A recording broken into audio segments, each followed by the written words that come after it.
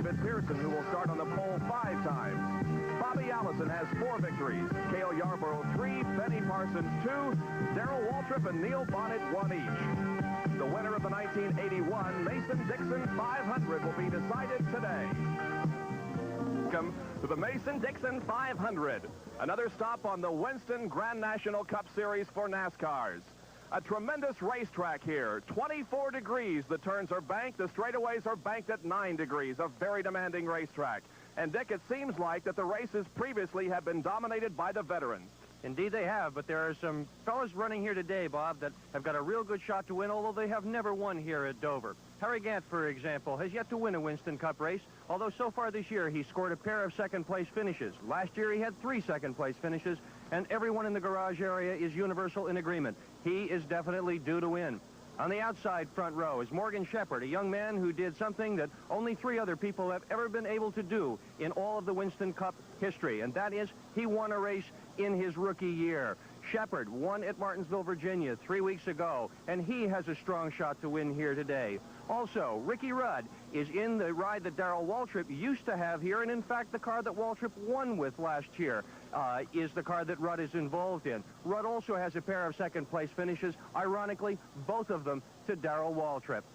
Once again, working with us in the pit area will be Ned Jarrett, a former driver. Ned, go down to you. It's a beautiful day for racing here at Dover Downs. Everybody is set to go. A lot of action on the racetrack. There'll be a lot of action in the pits here this afternoon also. They can go 90 to 100 miles on a tank of gas, and they usually change tires during those pit stops for gas. So we'll cover that action here for you. All right, 32 drivers are set to challenge the monster here at Dover Downs International Racetrack, and we'll be back for the start of the Mason-Dixon 500 in just a moment.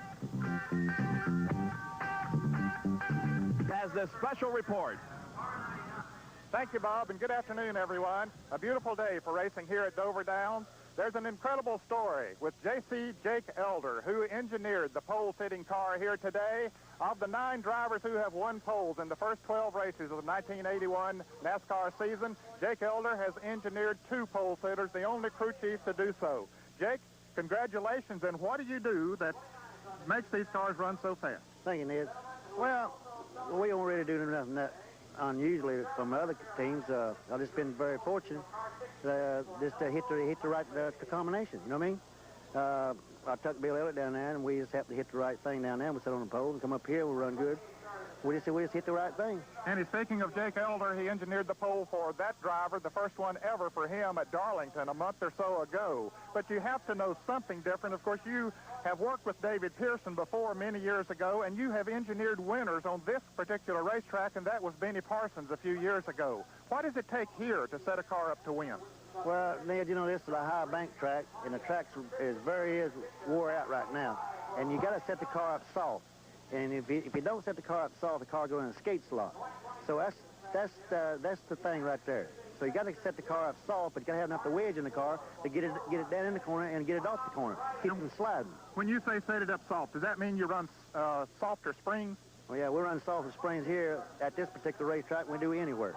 All right, how does it look for you here today? Well, right now it looks good. Okay, he's got a smile on his face. He's ready for him here today and certainly proud of engineering another pole position winner. Back to you, Bob. We'll be back with more activity from the Monster Mile in Dover, Delaware, right after this. The pole here this afternoon is one of the winningest drivers in NASCAR, the old pro David Pearson of Spartanburg, South Carolina. David, how does it look to you here today? Well, it looks pretty good right now. You know, the car was handling real good when we qualified, and yesterday afternoon, the last practice, it was handling good. So if we can just do that all day today, we'll be in good shape. You had a little bit of a valve problem that you found. Yeah, we found out that putting the engine together, one of the guys or something just probably overlooked it and put the push rod in upside down. We found the trouble, so we think we're in good shape now. Well, they have corrected that, and starting on the outside is a rookie in NASCAR racing, Morgan Shepherd from Conover, North Carolina. He's looking for his first Grand National win. Now let's meet the rest of the field.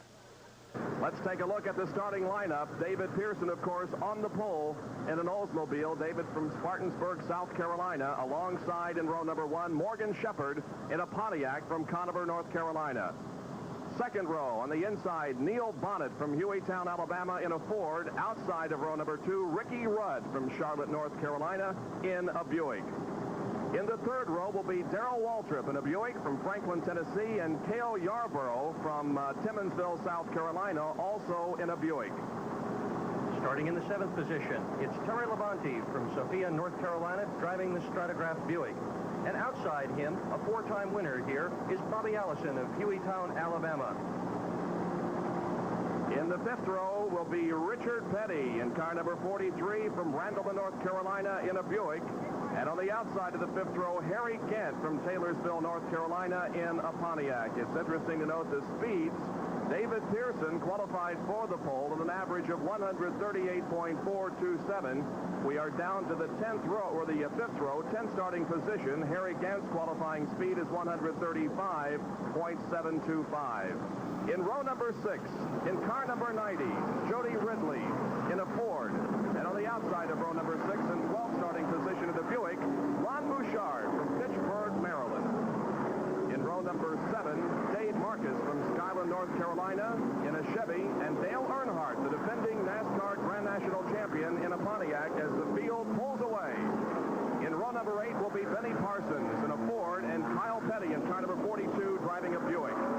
Johnny Allison will start in 17th position inside of row number 9 in car 77. Allison from Hueytown, Alabama. He's driving at Olds this afternoon.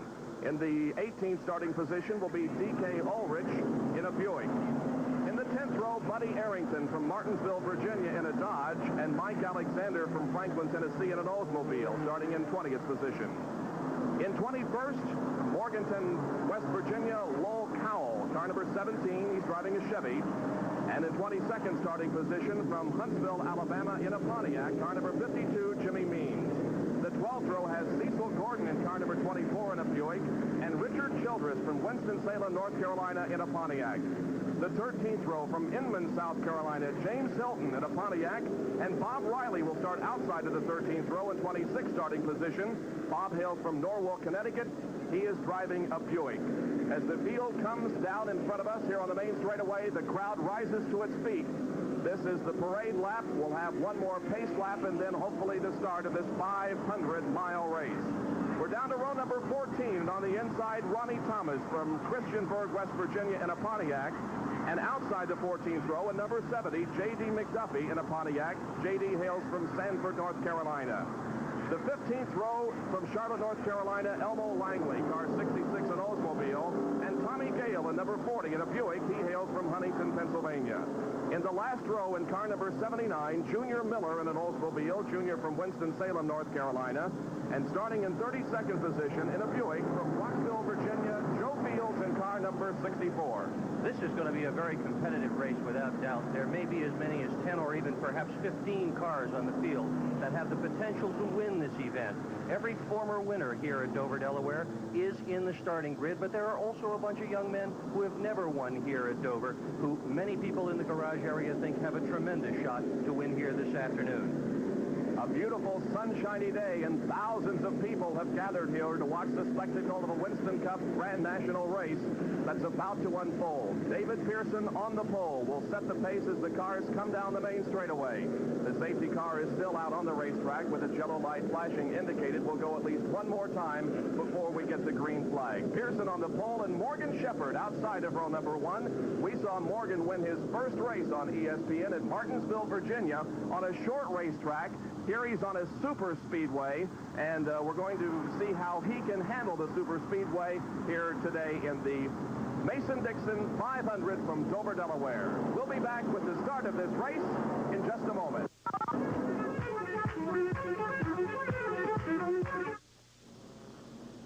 Every color you can imagine out there on the racetrack now as the drivers work the tires, warm them up a little bit, get their engines heated up in hopes of going the full distance this afternoon of 500 miles. It's a very demanding racetrack. We mentioned that at the beginning of the show.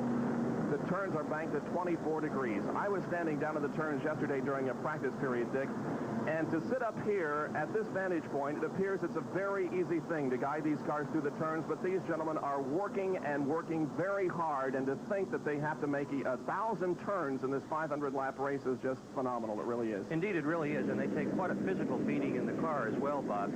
If you are close enough to really be able to see it, The drivers' heads bounce back and forth, even almost off their shoulders. It's really quite a lot of vibration that they have to put up with, and an awful lot of body pressure as well from the centrifugal force of racing on this highly banked superspeedway. And the pace car pulls to the pit area. All of the fans here in front of us are on their feet, some waving their hats, hoping that their driver will win the contest this afternoon as the Mason-Dixon 500 is underway. 32 cars head for turn number 1. The front row still side by side through turn number 1 into 2. It's still Pearson on the inside and Morgan Shepherd on the outside. Door handle to door handle down the back straight. There in third position is the Neil Bonnet car number 21. Now it's David Pearson taking the advantage as they go into turn 3. And it's Neil Bonnet, and we have a crash, a spin involving car number 47. That's Ron Bouchard. He has had a hard time here all the way along. Cars now spinning to avoid him. Another car gets involved in it up there in the fourth turn area. During practice, Bouchard had spun his car twice. He is a rookie in the Grand National circuit, and he is just really getting started. He's had a terrible time here at Dover. The front end of the car obviously visibly damaged. He took a spin here late in practice yesterday afternoon, back to left rear quarter in the wall. The crew worked real hard on the car, trying to get it ready, got it squared away, and he's in trouble again today. Well, there were several cars involved in this accident. That is one of them, Benny Parsons in car number 15, and lots of debris on the racetrack also in turns number 3 and 4. So several cars involved in that wreck. You can see the tremendous right side damage on the Benny Parsons car, number 15. Also involved in that accident was Lowell Cowell in number 17. That is his car right there. It is stopped on the inside of the racetrack. Perhaps we can get a better indication of exactly what happened in the replay here, Dick. And Bouchard is riding on the low side, and apparently he just plain lost it. It looks as if the rear end just came right out from underneath him. He spun. Dale Earnhardt, going by him on the outside, just ticked the left rear corner of Bouchard's car. Bouchard heading now up toward the wall. This is Jody Ridley on trying to get on by him. Just barely got by, made slight contact with him. And there's another contact, and somewhere along the line, Benny Parsons also got involved. So most everybody had a shot at Ronnie Bouchard in that one. Well, Dale Earnhardt was right behind that spinning Bouchard car and amazingly got around, but several of the other cars didn't. Here is Ned Jarrett in the pit area. One of the drivers that was involved was Dave Marcus. The back end of his car really bashed in. Dave, what was the problem up there? Well, Ron Bouchard, the number 47 car, Ned, spun, and that started it. You got cars all over the racetrack, and, you just can't miss it. We got to go. Come on, let's go, Dave. Dave Marcus said he had nowhere to go.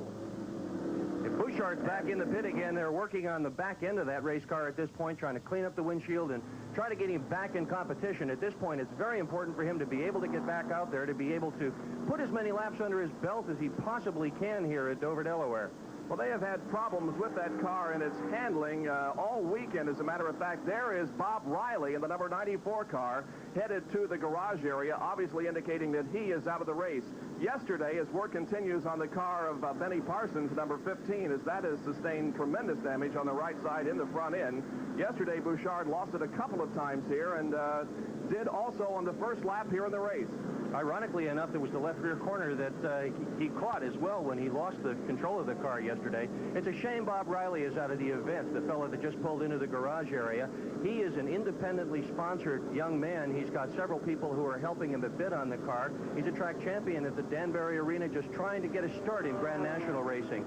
He forgave his opportunity to race last night in order to be here, and he's really had a hard time just getting the car even through technical qualifications here at Dover.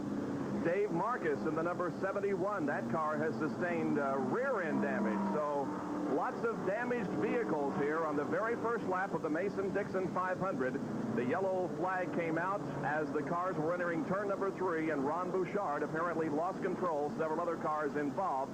No driver injuries. We're fairly certain of that, but several cars remain in the pit area for work, including the number 17 of Lowell Cowell, and now we see Jody Ridley, number 90, pulling away from the pit area. Well, on the racetrack itself, David Pearson had jumped into the lead at the drop of the green flag. Neil Bonnet had gone around Morgan Shepherd at the end of the backstretch, headed for turn number 3, just as the accident occurred up there. So, as the cars come down in front of us now, we'll be checking them off for you. In the lead, David Pearson, the pole sitter in number 12. Second place, Neil Bonnet. Third place is Morgan Shepherd. Fourth place would be Ricky Rudd. Fifth is Darrell Waltrip. Sixth, Cale Yarborough. Seventh, Bobby Allison. Eighth, Terry Labonte. Ninth would be Richard Petty. And 10th position goes to Harry Gant. So cars are being taken back to the garage area, those that were damaged. Others remain on the racetrack as we anticipate a restart of this Mason-Dixon 500 in a moment. And the drivers have been given the indication we'll go green next time around. This is the way they're running now. In the lead, David Pearson. Second place, Neil Bonnet. Third is Morgan Shepherd, running in fourth position, Ricky Rudd. Fifth is Darrell Waltrip. Sixth is Cale Yarborough. Seventh, Bobby Allison. Eighth, Terry Labonte. Ninth is Richard Petty. And 10th is Harry Gant. Several of the cars have been in for pit stops and repair damage from that accident up there in turn number 3. And the number 17 car, driven by Lowell Cowell, has been in several times. They're working on the right rear portion of that race car, trying to pull the metal out away from the tire. Obviously, the metal rubbing against the tire, and they're working furiously to get that car back into competition. The safety car remains on the track as it pulls high in turns number 3 and 4, now dives to the inside and comes into the pit area. We anticipate the restart of this race in just a moment. We have completed 12 laps, and all 12 of them have been run under yellow. Now the green comes out, and we are back to racing once again at the Mason-Dixon 500. Into turn number 1. A two-car battle between David Pearson and Neil Bonnet as they go down the backstretch. The choo-choo train forms their nose to tail down into turn number 3. Pearson and Bonnet both dive low. Now into turn number 4, still nose to tail, coming off of turn number 4 onto the main straightaway. David Pearson leads lap number 14. Bonnet right behind. Right behind Bonnet is Morgan Shepherd, then Darrell Waltrip. The car number 88 of Ricky Rudd goes slightly high in turn number 2 in 5th position. Now the cars settle back down the backstretch. It is Neil Bonnet in the 21 running right behind the leader, David Pearson, here in turn number 4. Completing lap number 15, Pearson will be shown again as your leader. Darrell Waltrip appears to be on the move to some degree. He did pick up a spot on that restart and certainly wants to keep himself within striking distance of the lead. Waltrip has had a marvelous season so far. He's won 4 Winston Cup Grand National races. In addition, he won the Busch Clash at Daytona, and he won his twin 125-mile qualifier. Indeed, Darrell Waltrip has failed to finish out of the top 3 when he's been around at all at the end of the race.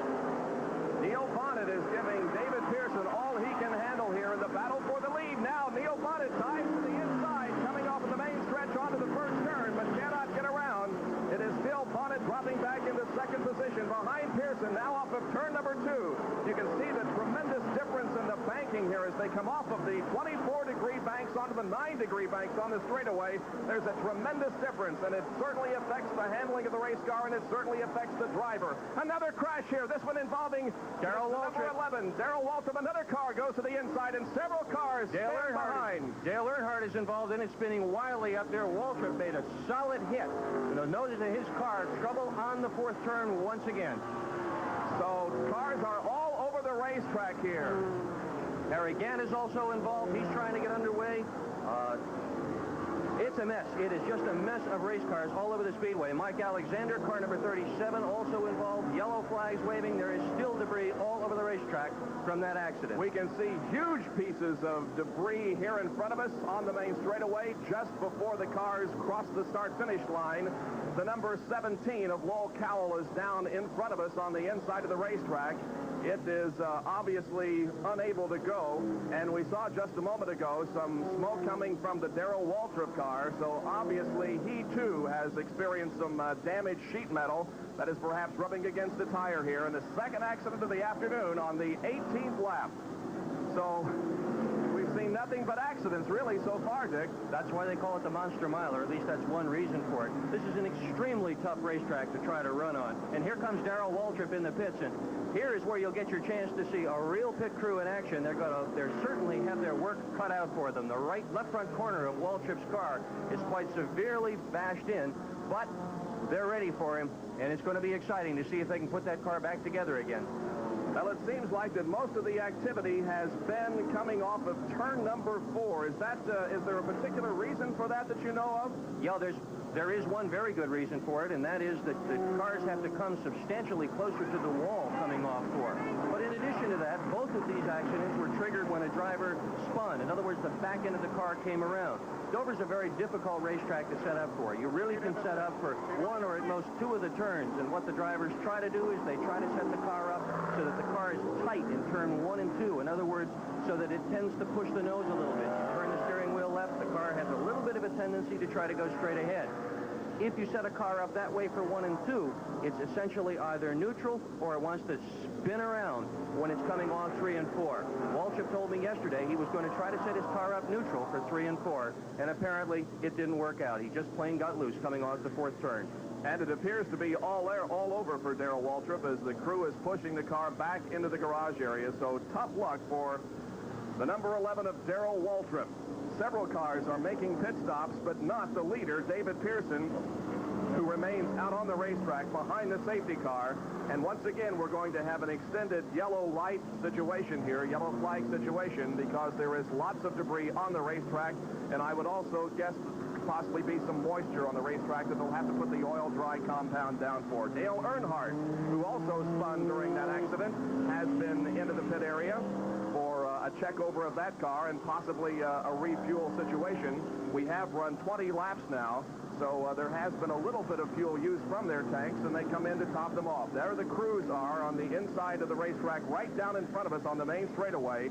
The brooms are out as the debris is swept off of the racetrack, and all of the pieces of car being put back in the back end of that truck. Darrell Waltrip's departure to the garage area marks the first time in the 1981 season that he has crashed out of an event. He has dropped out of 4 events to date, but on all 4 occasions it was due to engine problems. Well, you can see the skid marks there coming off of turn number 4. A lot of drivers were in trouble at that point, and at least one of the cars, Darrell Waltrip, has been eliminated from competition because of it. Some of the other cars, though, that we did mention as having been involved, namely Harry Gant and Mike Alexander, are still out on the racetrack, or at least appear to be in a position that they can get back into competition in just a few moments. Well, we're under yellow once again here. We haven't seen much racing, but a lot of action. We'll be back with more of the Mason-Dixon 500 from Dover Downs International in Dover, Delaware in a moment. Back at Dover Downs International Raceway for the Mason-Dixon 500, Bob Jenkins, along with Dick Berggren. 2 accidents so far in this race in the first 29 laps.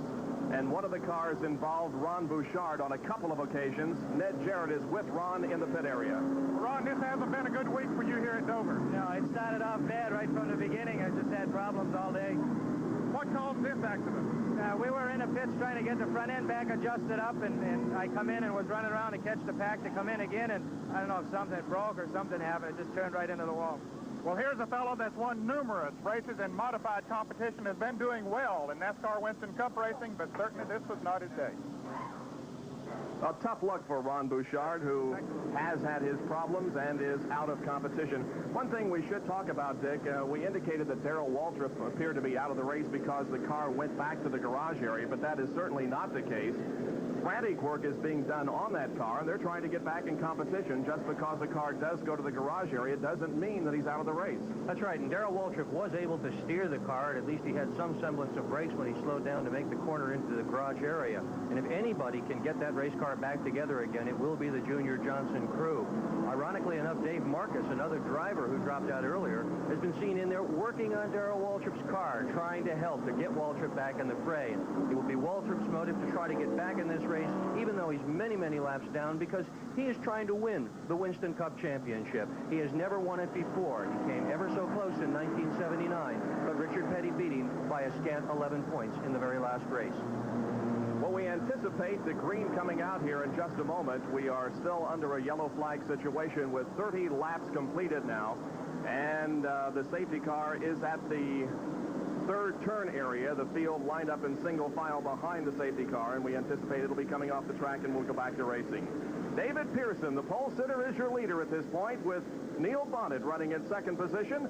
They are in turn number 4, down low. Pearson keeping them rather slow. Now steps on the throttle, and we're back to racing once again. Pearson and Bonnet running 1 and 2. Morgan Shepherd third, and Ricky Rudd running in fourth position. The cars begin to spring out just a little bit now as they go into turn number 2. Pearson with about a 4-car length advantage on Neil Bonnet, and Bonnet with about a 3-car length advantage on Ricky Rudd in third position.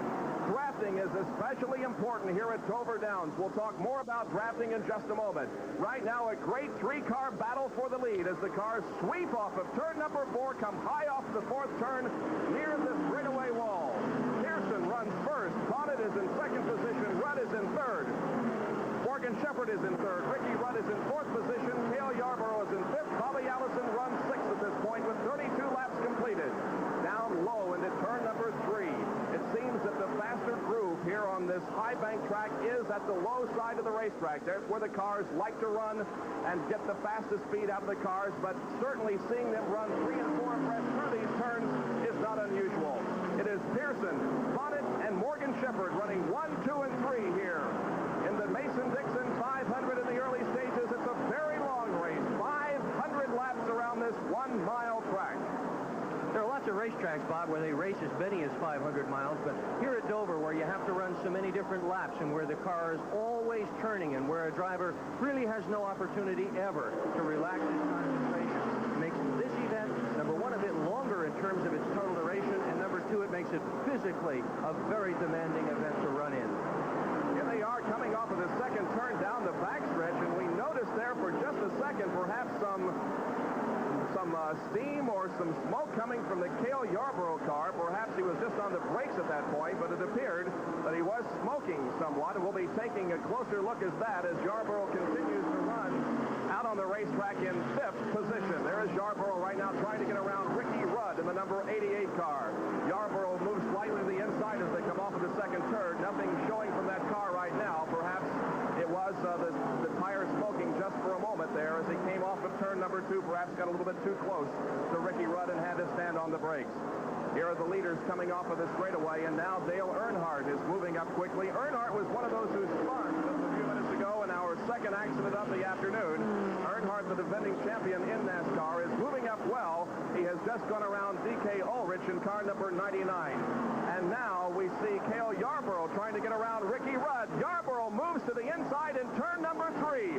Yarborough is battling Ricky Rudd for 4th position. Look how close those cars are, going at well over 130 miles an hour. Down in front of us here, it is still Yarborough trying to take over that position on the inside. We'll watch him go into turn number 1. They are door handle to door handle, side by side. Now it is Yarborough taking the advantage just slightly. Off of turn number 2, Yarborough gets around Ricky Rudd, and Cale Yarborough is now running in 4th position. The leader continues to be David Pearson. Second place belongs to Neil Bonnet. Third is Morgan Shepherd, and now Cale Yarborough is in 4th and moving up quickly. Yarborough making a challenge now, or is about to make a challenge on the 3rd place car of Morgan Shepherd. So a nice move there coming off of turn number 2, and if anybody can do it, Cale Yarborough can, a veteran race driver. Morgan Shepherd is driving a brilliant race here so far this afternoon. We very seldom see a fellow that's got as little experience as Morgan Shepherd does here at Dover do well when they first get onto a new racetrack. There's an awful lot to be learned when a fellow sees a new racetrack for the first time in terms of when to apply the brake, when to stand on the gas, where the proper line is. And we just don't ordinarily see someone do as well as Morgan Shepherd is doing out here this afternoon. Morgan Shepherd running in 3rd position. There is your leader, David Pearson, running in 2nd position, Neil Bonnet, and Morgan Shepherd runs in 3rd position. One thing that we talked about earlier before the race started, we saw Morgan Shepherd win his very first Grand National Cup race at Martinsville, Virginia, as we watch a challenge for the lead here with Neil Bonnet trying to put the move on David Pearson, but cannot get around. Morgan Shepherd, in his victory at Martinsville on a half-mile track, was virtually exhausted after that 500-lap race. And we wonder whether or not he will be able to go the distance here this afternoon. If he does, certainly a credit to him and the tremendous shape that these drivers have to be in. Off of turn number 4, here's a challenge for the lead as Neil Bonnet once again goes to the inside and perhaps is shut off by a slower car and has to move back behind David Pearson, but Bonnet with a challenge goes to the inside here on the main straightaway. Now perhaps when the faster cars get around this slower car on the backstretch, Bonnet will challenge again. Here is the number 28 of Bobby Allison and the Harry Gant car, 33. That's a good battle out there in the third turn as Harry Gant moves around Bobby Allison. Now Gant in 33 moves up another position off of turn 4 here on the main straightaway. Back to the leaders. It is now Neil Bonnet having gotten around David Pearson as while we were watching Harry Gant make the move. Neil Bonnet made a move, and Bonnet is shown as the leader now. And moving up is Cale Yarborough. Look at Cale move. He was running in 5th position just a second ago, has now moved into 3rd. So now the standings read at the end of 42 laps. Neil Bonnet is your leader with David Pearson running 2nd. Cale Yarborough is in 3rd position. Running 4th is Morgan Shepherd, and 5th is Ricky Rudd. Then there is quite a distance between the Rudd car and the 6th place vehicle of Harry Gant. Now it is Dale Yarborough trying to get around David Pearson. Yarborough showing great skill here in the early stages of this race. Here is Yarborough on the inside of David Pearson off of turn number 4. Yarborough, can he get around? Yes, he does. And Cale Yarborough moves into 2nd position. Yarborough is 2nd now, and the battle for 3rd is between Morgan Shepherd and David Pearson. Pearson appears to be falling back, Dick. He sure does. And meanwhile, Neil Bonnet seems to have found a little extra speed, and the distance between those front cars appears to be opening up. The draft between Neil Bonnet and 2nd place runner Cale Yarborough is essentially broken. They are a little bit too far apart for the draft to really take effect at this point. However, Yarborough is definitely charging. He is on the move, and you can look for Yarborough to attempt to close the distance between himself and Bonnet in order to create a two-car draft. Cale Yarborough started this race in 6th position and has come on strong, is now challenging for the lead. Your leader is Neil Bonnet, and right behind him is Cale Yarborough in turn number 3. Right behind Yarborough is the Morgan Shepherd car, and then Ricky Rudd being shown in 4th at this position. Here they come down the main straightaway, still about a 6 or 8 car advantage now for Neil Bonnet as he begins to stretch it out just a little. And that smoke you talked about a little bit earlier, Bob Jenkins, really showed itself as they just came off the 4th turn, and Yarborough absolutely got loose. The car got sideways on him, and smoke poured off the right rear tire. So as much as Yarborough is running very well, he is also having a chassis problem. The car should not be sliding through the turn like that, and it absolutely should not be smoking the right rear tire as it just did. Well, as we continue to watch Neil Bonnet lead this race, we will be back with more activity from the Mason-Dixon 500 after this from Dover, Delaware.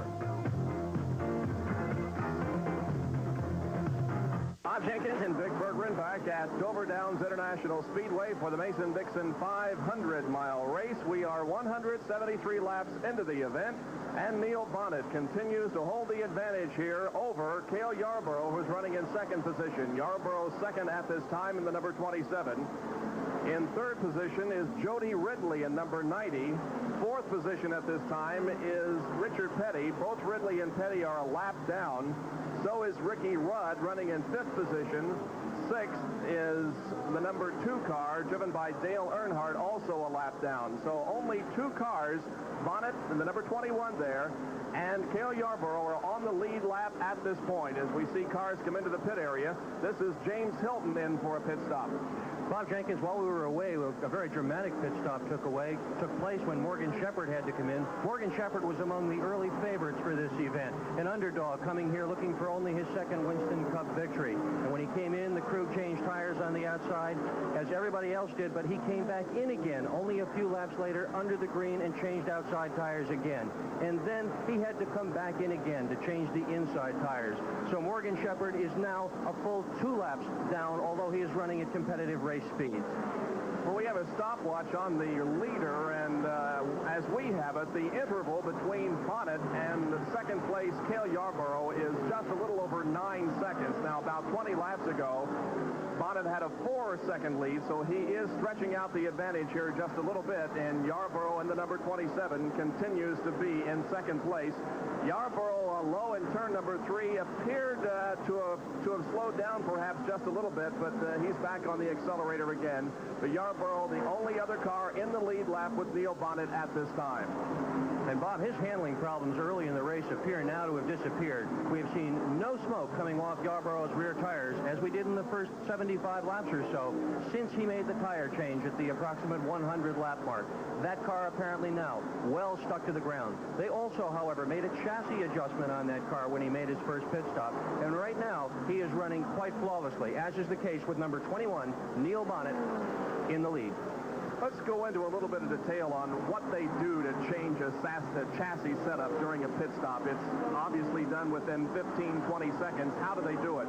Well, there are several things that they can do to change the chassis, Bob. One of the things that they can do is to simply change the tires around on the race car. These race cars are remarkably sensitive to the quality of rubber that they're riding on, and sometimes the teams will adjust the chassis by going to a softer or a harder compound tire, one that sticks a little bit better or one that doesn't stick quite as well, to try to balance the front and the rear of the car. The other more common adjustment that they make is that each of the 4 springs that control the wheel rates can be adjusted up and down, so they can actually change the amount of weight that each of the 4 wheels in the car is carrying. And that adjustment can be made by simply putting a ratchet on a screw and turning as fast as you can turn. And basically on a pit stop they can adjust as much as 50, 100, even 150 pounds of weight on a given tire.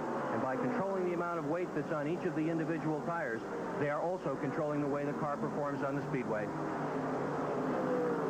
And there are our first 2 cars as we see Bonnet move through turn number 4 onto the main straightaway, while Yarborough is just now getting into turn number 3. So that is the interval between first and second position at this point, with Bonnet setting the pace and going around the number 3 of Richard Childress as they go down the backstretch. The speed of this race has been picking up since we had the 2 yellows early, and the average speed at this time is 106.386 miles an hour. Let's recap very briefly what we have done here this afternoon. The pole sitter David Pearson led for the first 41 laps of this race. Then it was Neil Bonnet taking over the lead on the 42nd lap, holding it for about 15 laps before Cale Yarborough came on to lead 2 laps. Then Yarborough and Bonnet traded the position through lap number 103. Richard Petty is shown as the leader from lap 104 to 107. At that point, after the pit stops, Bonnet went back in the lead and has held the lead since lap 108, and we are now 182 laps into this event. 2 yellow flag situations, both of them for accidents early in the race. Ricky Rudd and Jody Ridley are going at it on the racetrack, and Ridley is being shown in 3rd position at this time, and Ricky Rudd is being shown in 5th position. But those 2 cars are battling as if it were for the lead at this point here as they come down the main straightaway and have a slower car in front of them. Ricky Rudd moves around that slower car and goes to the outside. And Bob, there's good reason that they're battling that way too. Here in NASCAR Winston Cup racing, it is perfectly likely that a driver can find himself a lap or even 2 laps down in the early and even middle stages of one of these long races and still be able to unlap himself. And there are several ways that a driver can unlap himself. One of the ways is when a caution flag flies. If he is able to pass the leader on the way to the caution flag, he will basically unlap himself. And another way to do it is by some quick pit work and by timing one's pit stops properly. So even though some of these drivers are down a lap or even 2 laps, they're certainly not ready to give up. They are all in there trying to win this race. We might mention Darrell Waltrip, who was one of those who spun early in the race, sustained some damage to that car. They took the car back into the pit area, but he is back out there. Bobby Allison is not out there at this time. He is in the pit area for a routine stop, it would appear. Bobby Allison in the number 28. Bobby won the first Winston Cup Grand National race of the year at Riverside International Raceway, and Allison averaged 95 miles an hour during that race. He is back out there on the track now as we watch Neil Bonnet put another lap on Richard Petty. So Petty now goes down another lap. He apparently lost a lap during his first pit stop, Dick, and now Bonnet puts another lap on Richard Petty. But as you indicated, it's really academic, more or less, at this point in the race. Winston Cup racing is never over until a checkered flag falls, Bob, in that we have seen some really dramatic things happen here in this kind of competition. And certainly it's not a good thing for Richard Petty to have gone down a lap at this point. He'd be a lot better off, absolutely, make no mistake about it, if he had been able to stay on the same lap as the leaders. Nevertheless, you can best believe Richard Petty is not going to give up. He has won more races on this speedway than any other driver at 6. He has won more Winston Cup races than any other driver at 194. He has more Winston Cup champions than any other driver at 7. And right now, however, there's a lot of activity going on toward the front of the pack as Cale Yarborough dices with Dale Earnhardt. Down to Ned Jarrett in the pit area.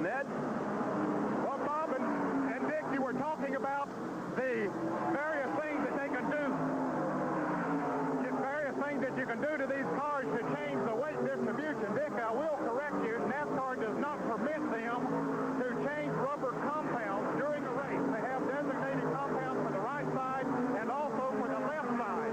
But if they do have extreme tire problems, then they will permit some kind of changes. Morgan Shepherd lifted the left rear tire on his car a little bit earlier here today. They went to the NASCAR officials and said, hey, can we put a right side tire on the left? That the right side tire is a harder compound.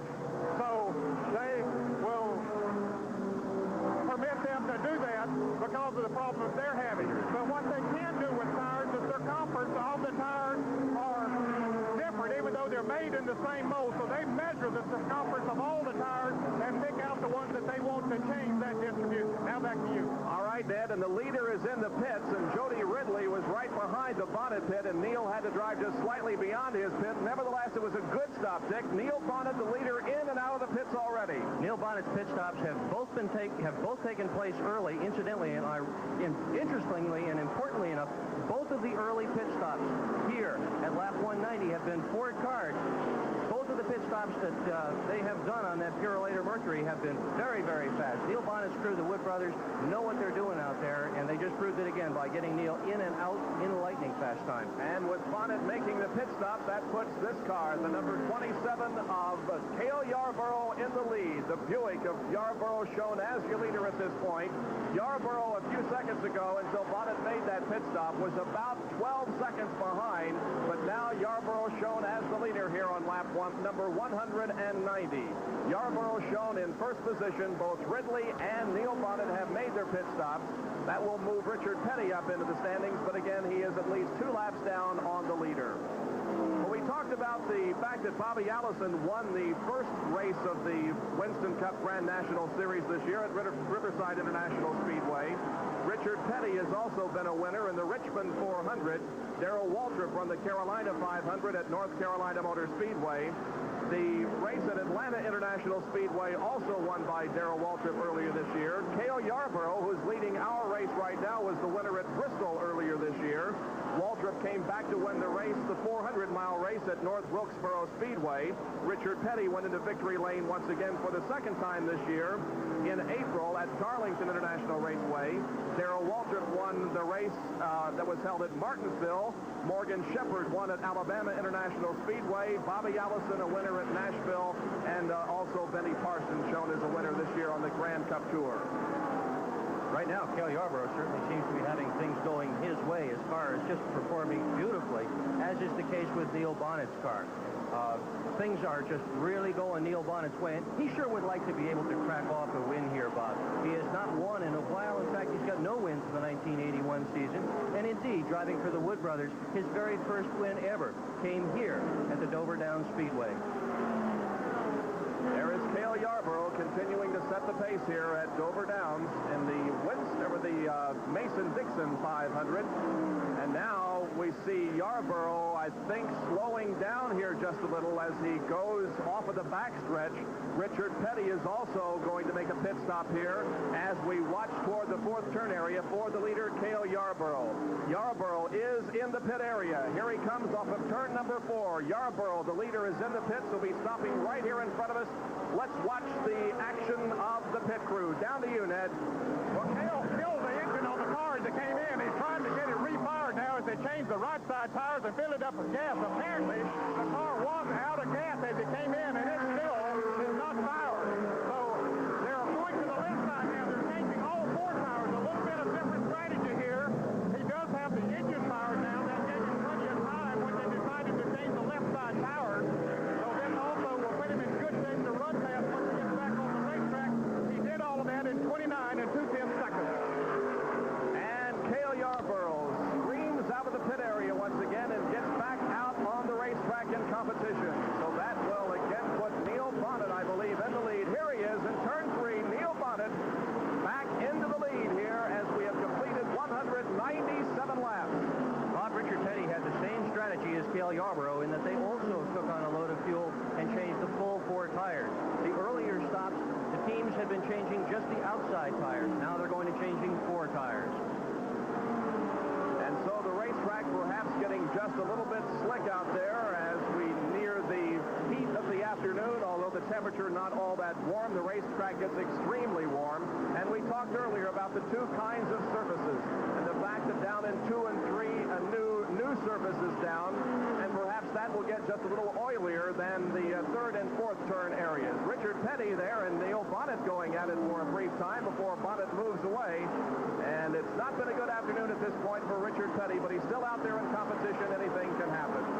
Sure can, particularly if he could pass Neil Bonnet at this point, because if he could, that would pick him up a full lap, which would certainly help his chances to be able to win this event. And right now, he is on Bonnet's back bumper. Neil Bonnet and Richard Petty battling on the racetrack, but not for position at this time. They take the high side of the racetrack into turns number 1 and 2, going around some of the back markers here. Now they move down the backstretch and put a lap on another car. As they head for turn 3, watch them dive into turn number 3. They go from a very high position on the racetrack in the backstretch to a very low position in turns 3 and 4 and come off of 4 very high toward the outside retaining wall as they come down the main straightaway. You can see Richard Petty take a look on the low side of Neil Bonnet, and this is why Richard Petty now is on the inside of Neil Bonnet, and he is going to try to pass him. He's going to try to unlap himself if he possibly can. Now they're running door handle to door handle now. Petty to the inside, perhaps with a faster racing groove. And Richard Petty now has gone around Neil Bonnet. Ned Jarrett. Okay. Well, Bob, one reason that Petty is able to run as fast as he is right now is the fact that he did change all 4 tires like Cale Yarborough did. And anytime they have cool tires on any position on the race car, they're able to run faster. I suspect that we'll see Cale Yarborough picking up some time on Neil Bonnet, even though he took quite a bit longer in the pit. The Wood brothers are considering right now whether they need to bring Neil in before his next regularly scheduled pit stop to change those left side tires so that they would have 4 fresh tires all the way around. But those cool tires will definitely let them run faster. And that's certainly what we're seeing right now, Dick. Tire strategy is ever so important in Grand National racing, Bob. The Daytona 500, the most important stock car race of the entire year, was won by Richard Petty when he came in toward the very end of the race and only changed 2 tires, whereas most teams changed 4. However, that same Petty crew a few years earlier gained a victory by coming in and changing 4 tires, and Buddy Baker, who had only changed 2, was unable to hang on. Second place still belongs to Cale Yarborough in the number 27 car. The 3rd place car being shown at this time is Dale Earnhardt in car number 2, but he has not been in for the pit stop, so he is running in 3rd at this point, but still needs to come in.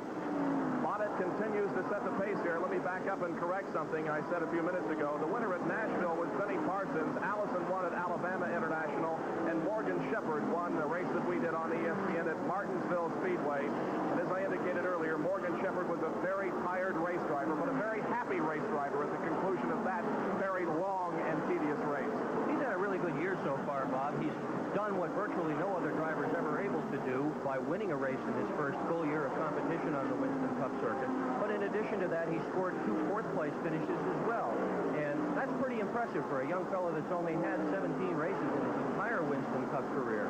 That career, by the way, dates all the way back to 1970. He's been one of those spotty competitors who has been on and off. But after that race at Martinsville where he won, Cliff Stewart, his power runner, said, let's go for it. And they're planning to run as many races as they can possibly fit into the schedule. Neil Bonnet continues to lead here as Dale Earnhardt. We mentioned a few minutes ago he had not made a pit stop, but here he comes, and he is moving at pretty good speed down the pit area. Now slams on the brakes, smokes the tires, and comes to a stop at the very end of the pit lane. And now the crew goes to work. The jacks go up. The tires come off. Now the other tires come on. Look at the left rear of the car as the fuel is being put in. The front tire is on. The back tire is now on. The fuel still being put in. Now they're changing the rubber on the left side of the car. The tires come off of it. The leader just went around him, so Dale Earnhardt goes a lap down. Earnhardt running in 3rd position at the time he came in. It was a good stop, and again, it was perhaps a little lengthier than it could have been, but they changed all 4 tires, and that's going to help him. And these crews watch each other on these pit stops, Bob. They check and see what other people are doing, and if somebody's able to pick up some extra speed by doing something like that, by changing 4 tires, then that will certainly affect their decision as to what they're going to try to put together. Neil Bonnet, your leader in car number 21, running in 2nd position, Cale Yarborough. until he made the pit stop. Dale Earnhardt was third. Perhaps Terry Labonte at number 44 will be moving up now into third position. Well, we were talking a little bit earlier about the Rookie of the Year competition, and as you indicated, Dick, the leader in the points, and of course there is a rather nice award for the Rookie of the Year. Morgan Shepherd has accumulated the most points toward that championship. In 9 starts, he's accumulated 128 points. Tim Richmond, an Indianapolis car driver who is trying his hand at NASCAR Grand National competition, is second in the point standings for Rookie of the Year at 116. Mike Alexander has 77 points in 8 starts, and Elliott Forbes Robinson 61 points in 6 starts. Back down to Ned Jarrett, who has a special interview for us in the pit area. Ned? We're standing by with Leonard Wood, the crew chief on the car number 21. Leonard, Cale Yarborough changed all 4 tires. You only changed 2. Is he gaining on you now? Yeah, he's closed in quite a bit right now. But we'll plan on stopping a little bit early and changing left side. You'll change the whole 4 tires, 6 times around? No, we'll change left sides a little early. Okay, so that's the strategy that the Wood brothers have now. They'll bring him in a little bit earlier than they had planned to, but change the left side only. Of course, unless they could do it under a caution flag, then they would change all 4 tires. Well, Dick, this is what makes Grand National racing so exciting. With these lengthy races of 500 laps, there's a lot of pit activity that has to go on, and it's so important to make the right decision at the spur of the moment, and perhaps it works, perhaps it doesn't. Indeed, it's a thinking person's sport. There is much more going on here in Winston Cup racing than simply watching a bunch of people driving a bunch of race cars. Terry Labonte now is preparing to make a pit stop. He has not yet made his pit stop. The idea is to stay out as long as you possibly can in order to In the top 10, Bonnie, one of the younger drivers on the circuit. Might mention that a year ago at this time in this particular race, the winner was Bobby Allison. Running in second position was Richard Petty. Finishing third a year ago in this race was Buddy Baker. Fourth was Harry Gant. Fifth, Terry Labonte. Sixth, Jody Ridley. Seventh, Dick May. Eighth, Richard Childress. Ninth, Cecil Gordon. And 10th last year in the Mason-Dixon 500 was Dale Earnhardt. And in 1979, the man who is now leading won the event, the first race he ever won for the Wood brothers. They hold 2 races here at Dover Downs International Speedway during the year. The other one is held in the fall of the year. That is also a 500. And in that race, last September, Darrell Waltrip was the winner here, with Gant second and Buddy Baker in third position. Right now, Ricky Rudd in car number 88. Some of our observers have spotted some smoke coming from that car, so we'll be keeping a close eye on Ricky Rudd in the number 88. Now Earnhardt in number 2 pulls right alongside Rudd. Richard Petty, meanwhile, pits as we watch this battle here on the main straightaway between Ricky Rudd in the 88 Gatorade car and the Wrangler machine of Dale Earnhardt, number 2. Here is Richard Petty making a pit stop. And you can see how some of the people actually do their work from the other side of the pit wall, Dick, with a drink to the driver and then also scrubbing of the front radiator to keep the car running as cool as possible. Exactly. There are rules about how many people can be over the pit wall, so they try to keep just the people who absolutely have to be over the wall in terms of changing tires and that sort of thing on the other side of it to keep everybody else over. That was an unscheduled pit stop, Bob. Richard Petty certainly didn't want to make that stop at that particular point. He had just a few laps earlier picked up tires and a load of fuel, and perhaps something was not exactly to his liking. Maybe he got a tire that didn't handle as well as he wanted to, came back in for a change. Now let's run down some of the cars that are still out there in competition. Of course, Bonnet is your leader with Yarborough second. Dale Earnhardt third. Terry Labonte is in fourth position. Fifth is Jody Ridley. Sixth was Petty until that pit stop. Seventh, a few laps ago, was Ricky Rudd.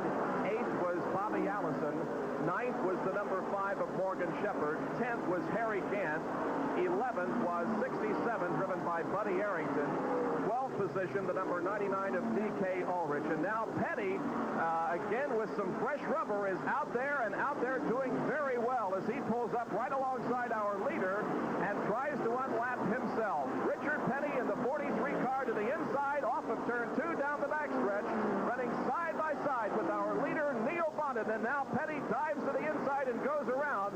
But I am sure with the communication that these drivers have with their pit crews, Neil Bonnet is well aware that Petty is trying to unlap himself, and Bonnet isn't all that concerned at this point. You can see 2 very different lines taken as they went into the first and second turn for the pass, with Richard Petty down very low, and Neil Bonnet just gave him all the room in the world. He pulled way up high on the sure there were no problems. That's not the time to have contact. Last lap coming down for the checkered flag, okay, another thing, you don't give a guy as much room. But here, where we're just about approaching the middle of the event, you give him as much room as you possibly can if you happen to be the leader, and especially if you happen to be Neil Bonnet, who is a particularly crafty, smart race driver who knows that he just can't get involved in any trouble if he really wants to win. And a car headed toward pit row is the number 64, driven by Joe Fields. And also headed for the pit area is Terry Labonte in the number 44. Labonte is in the pits. His two down to our right at near the end of pit road. He slams on the brakes and takes the car to a stall, and now the crews go to work on the right side again. Rubber being changed there. Fuel going into the car. It'll be interesting to see if they change rubber on the left side. Now here is Ricky Rudd, who earlier we had noticed smoking, and he is smoking rather badly, or at least was, in turns 3 and 4. And perhaps Ricky Rudd is experiencing some kind of problem. Smoke coming from the number 88 Gatorade car, and Rudd to the inside of the racetrack. Now they are changing the rubber on the left side of Terry Labonte's car in the pit area. All 4 tires have been changed. The fuel is in the car, and Terry Labonte is back out there in competition. Meanwhile, the leader continues to be Neil Bonnet in the number 21. Neil Bonnet runs first, has held the lead on 4 separate times, and has held the lead a total of 104 laps out of the 223 that we have run. Darrell Waltrip is in the pit area. You can see the hood missing from that car.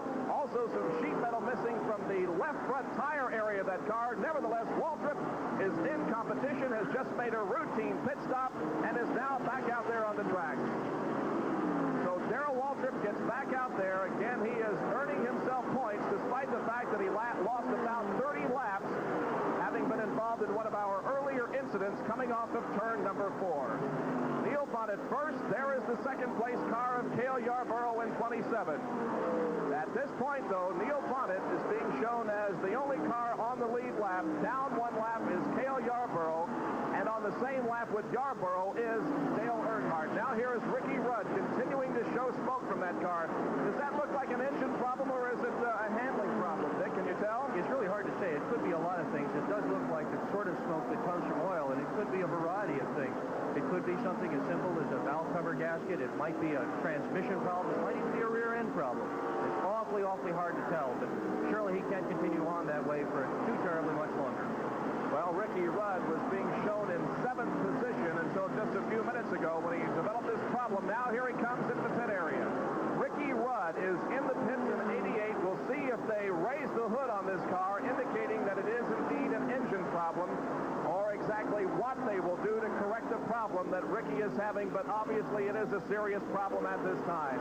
The beautiful green and white car, yes, the hood is up, and that is a bad sign that it could be an internal problem that could possibly put Ricky Rudd out of this race. Meanwhile, on the racetrack, Bonnet is the leader, but look at this. Right behind is Cale Yarborough. Now, bear in mind that Yarborough is a lap down, but he is trying to unlap himself and go on the same lap as the leader. This is the 1 and 2 position cars, but they are not battling for the lead at this point. Neil Bonnet in the 21 is 1 full lap ahead of Yarborough. Yarborough trying to unlap himself in turn number 2. And again, Dick, look at Neil Bonnet. Move to the outside of the racetrack and give Yarborough the room. Yarborough did not take advantage of it, but nevertheless, Bonnet was very courteous and gave him all the room that he wanted to the inside of the racetrack. You can underline that word courteous, because there are an awful lot of race drivers that would not have given Cale Yarborough that kind of room. It is not to Neil Bonnet's advantage to let Cale Yarborough by, and he'd sure like to keep him back there if he possibly can. Also in that group of cars is Kyle Petty in 42. Now look at this. They're 3 abreast in the second turn. 3 abreast through there, as Yarborough was able to get around Bonnet and unlap himself. And Bonnet also able to get around the slower car of Kyle Petty. But some good wheel-to-wheel racing there, as the cars were 3 abreast coming off of the second turn down the backstretch. Yarborough able to get around and unlap himself. And you can best believe that that is an adrenaline-pumping experience for the for all 3 drivers involved in a situation like that. Imagine yourself out there at 130 or 140 miles an hour, running literally inches away from another vehicle. And these cars are not stable. They bounce around, they slide, they slip. It is not an easy thing to do what these men have just accomplished.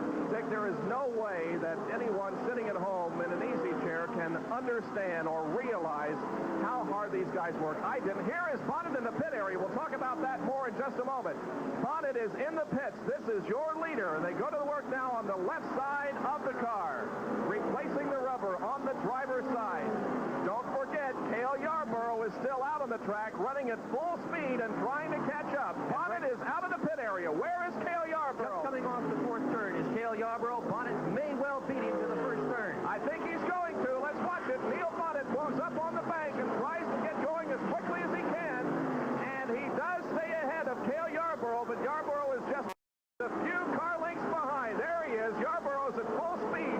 And now by this time, Neil Bonnet is also. And Bonnet was able to maintain the advantage over Cale Yarborough in that very quick pit stop. So Yarborough is still in second position, but now on the same lap and only a few car lengths behind the leader, Neil Bonnet. We were talking about how you can't imagine what these drivers are going through. Again, when I was standing down between turns 1 and 2 yesterday, I realized how hard these guys have to work every lap. Besides the physical strain on the driver, there's the mental strain of trying to position your car in the most advantageous position. If you're in a draft, you want to set up for the best position coming off of the turn or whatever. The mental fatigue is just as important as the physical fatigue in a race like this. Indeed, and remember, you are on the very edge of disaster driving a race car. These cars have no speedometers, and the reason that they have no speedometers is that they are being driven to the ultimate limit. These fellas will go into the turn using just a bit of a brake. They just about get the car decelerated ever so slightly, and then they will floor it. Just step on the gas pedal as hard as it'll go, and they will run wide open all the way through the turn and down the straightaway.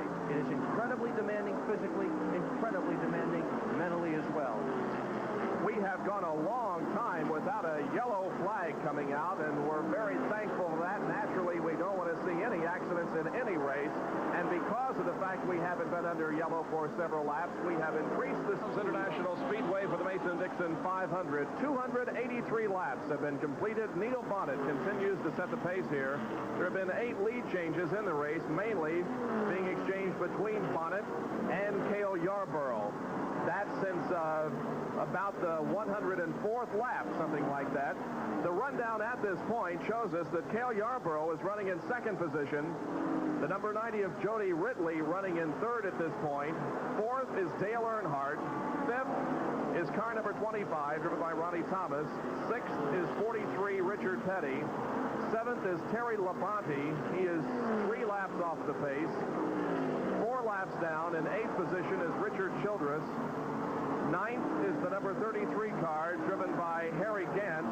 And running in 10th position is Donnie Allison in car number 77. That was just a few laps ago.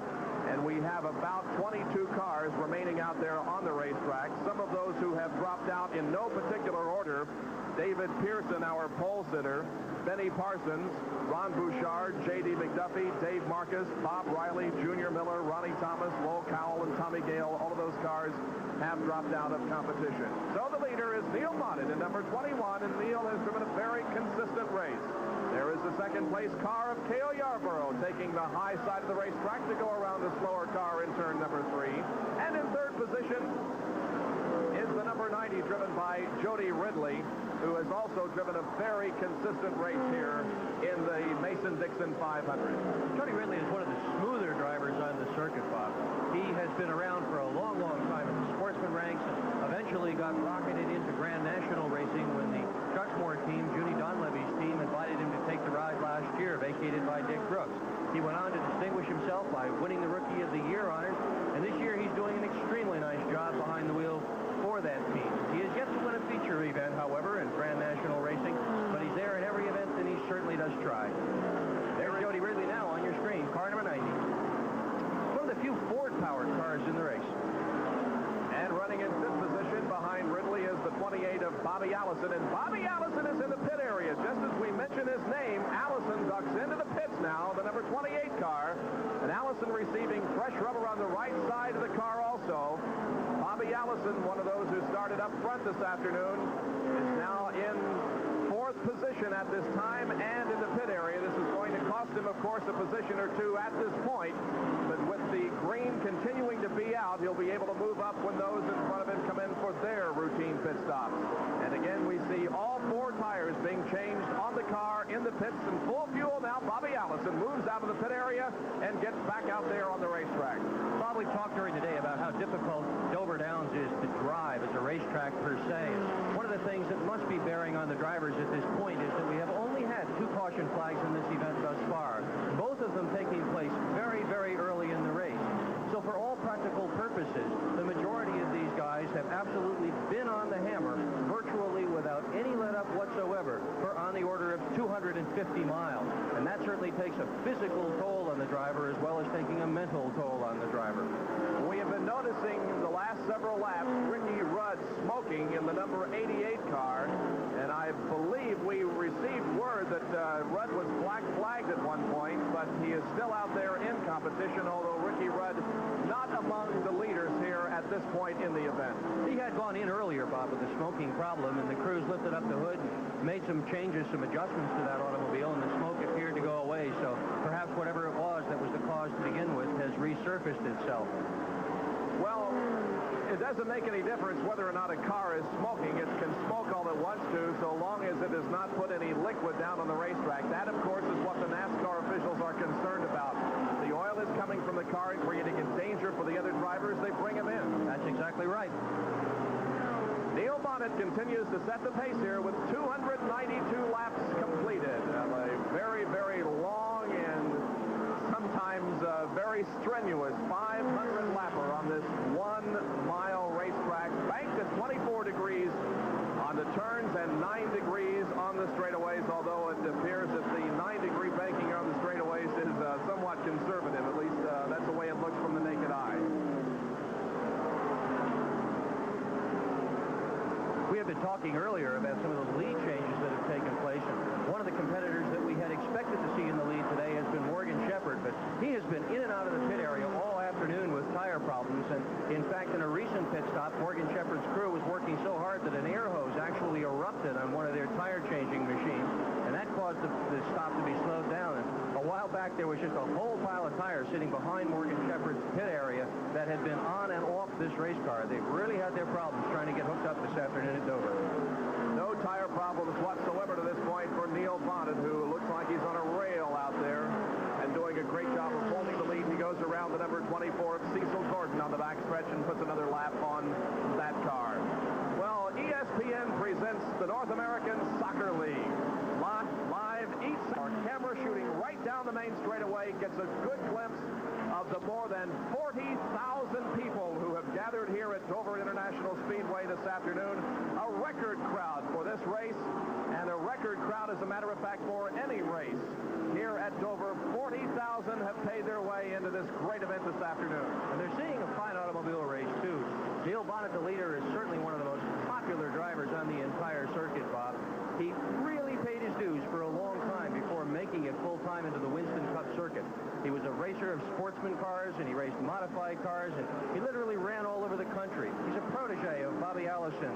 Really worked very, very hard to get as far as he had gotten. And he seemed to be on the threshold of Grand National racing for a while. He hooked up with the Jim Stacy operation, won 2 events, and then, unfortunately for Bonnet, the team disbanded. But as luck would have it for Neil Bonnet, David Pearson, who had for almost 10 years driven this number 21 automobile, decided to call it quits and get out of the car and go drive something else. And at the same time, the Wood brothers went looking, and they said to themselves, there is nobody better than Neil Bonnet who is available to us. The Woods are also very popular, so certainly the majority of people in this grandstand are quite pleased to see young Neil Bonnet in the lead here this afternoon at Dover. Second place car is Cale Yarborough, who has been running in second position now for several laps. He battled side by side and nose to tail with Neil Bonnet in the early going, but now he has settled back into second position.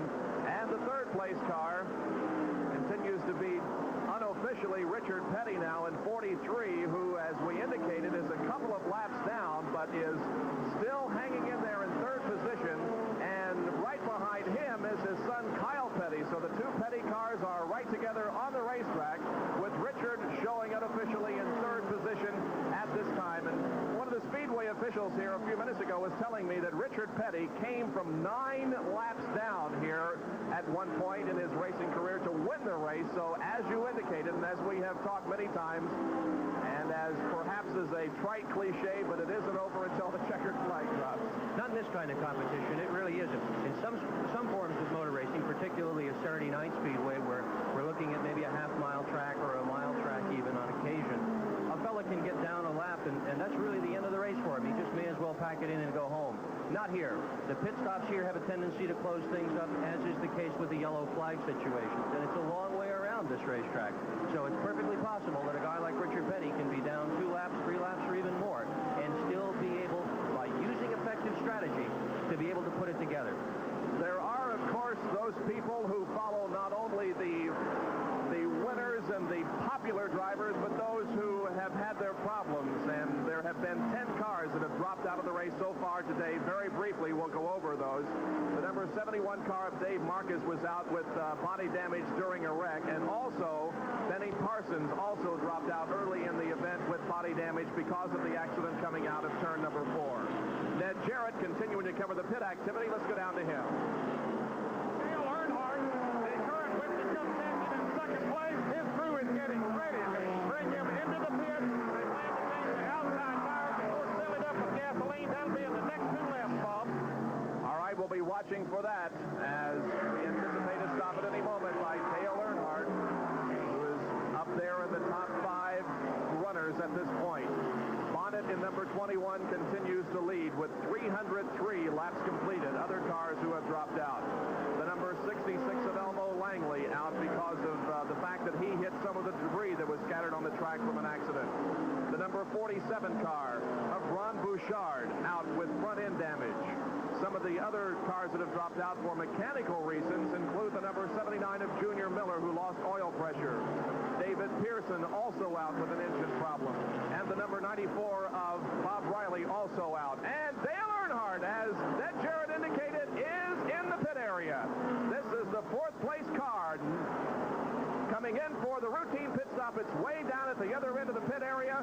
And now we watch the crew go to work on the Dale Earnhardt car. Rubber being changed on the right side. We'll be standing by to see if they change the rubber also on the left side. Fuel being put in the car. And no rubber on the left side this time. Rubber on the right only, and a fuel tank filled up. And now Dale Earnhardt gets back in competition. Meanwhile, Neil Bonnet now is about to go around Richard Petty, who we show in 3rd position at this time. So Bonnet is about to put another lap on Richard Petty, and Bonnet continues to dominate the activity here at Dover this afternoon. Being unofficially shown in 5th position is Jody Ridley, who has dropped down because of the pit stop. Terry Labonte is being shown in 6th position, and in 7th. 4 laps down is Bobby Allison in 28. So Bonnet goes around Petty now, and Richard goes another lap down. The average speed of the race at this point is 113.362, as we have indicated. It's been a long time since we saw the yellow come out here. We had 2 very early on in the race because of accidents coming out of the 4th turn and in turn number 3. But we've been green since the very early stages. Does that surprise you, Dick? Yeah, it really does. Of course, when you have as devastating an accident as we had early in the race, no one was injured. We'd like to repeat that. But in terms of the damage to vehicle, I think it does something to the fellas from the point of view of psychology. It tends to slow them down a little bit, and they say, hey, this is a long automobile race, and let's just cruise a little bit. These guys, the rest of these guys are a little bit restless. And Cale Yarborough here coming off of turn number 4, completing lap number 308, is still running in 2nd position. Neil Bonnet, meanwhile, is just coming off of 4 to complete the 309th lap, so there is that much of an interval between 1st and 2nd positions. Again, 309 laps completed out of 500. We'll be back with more in a moment from Dover Downs International Speedway.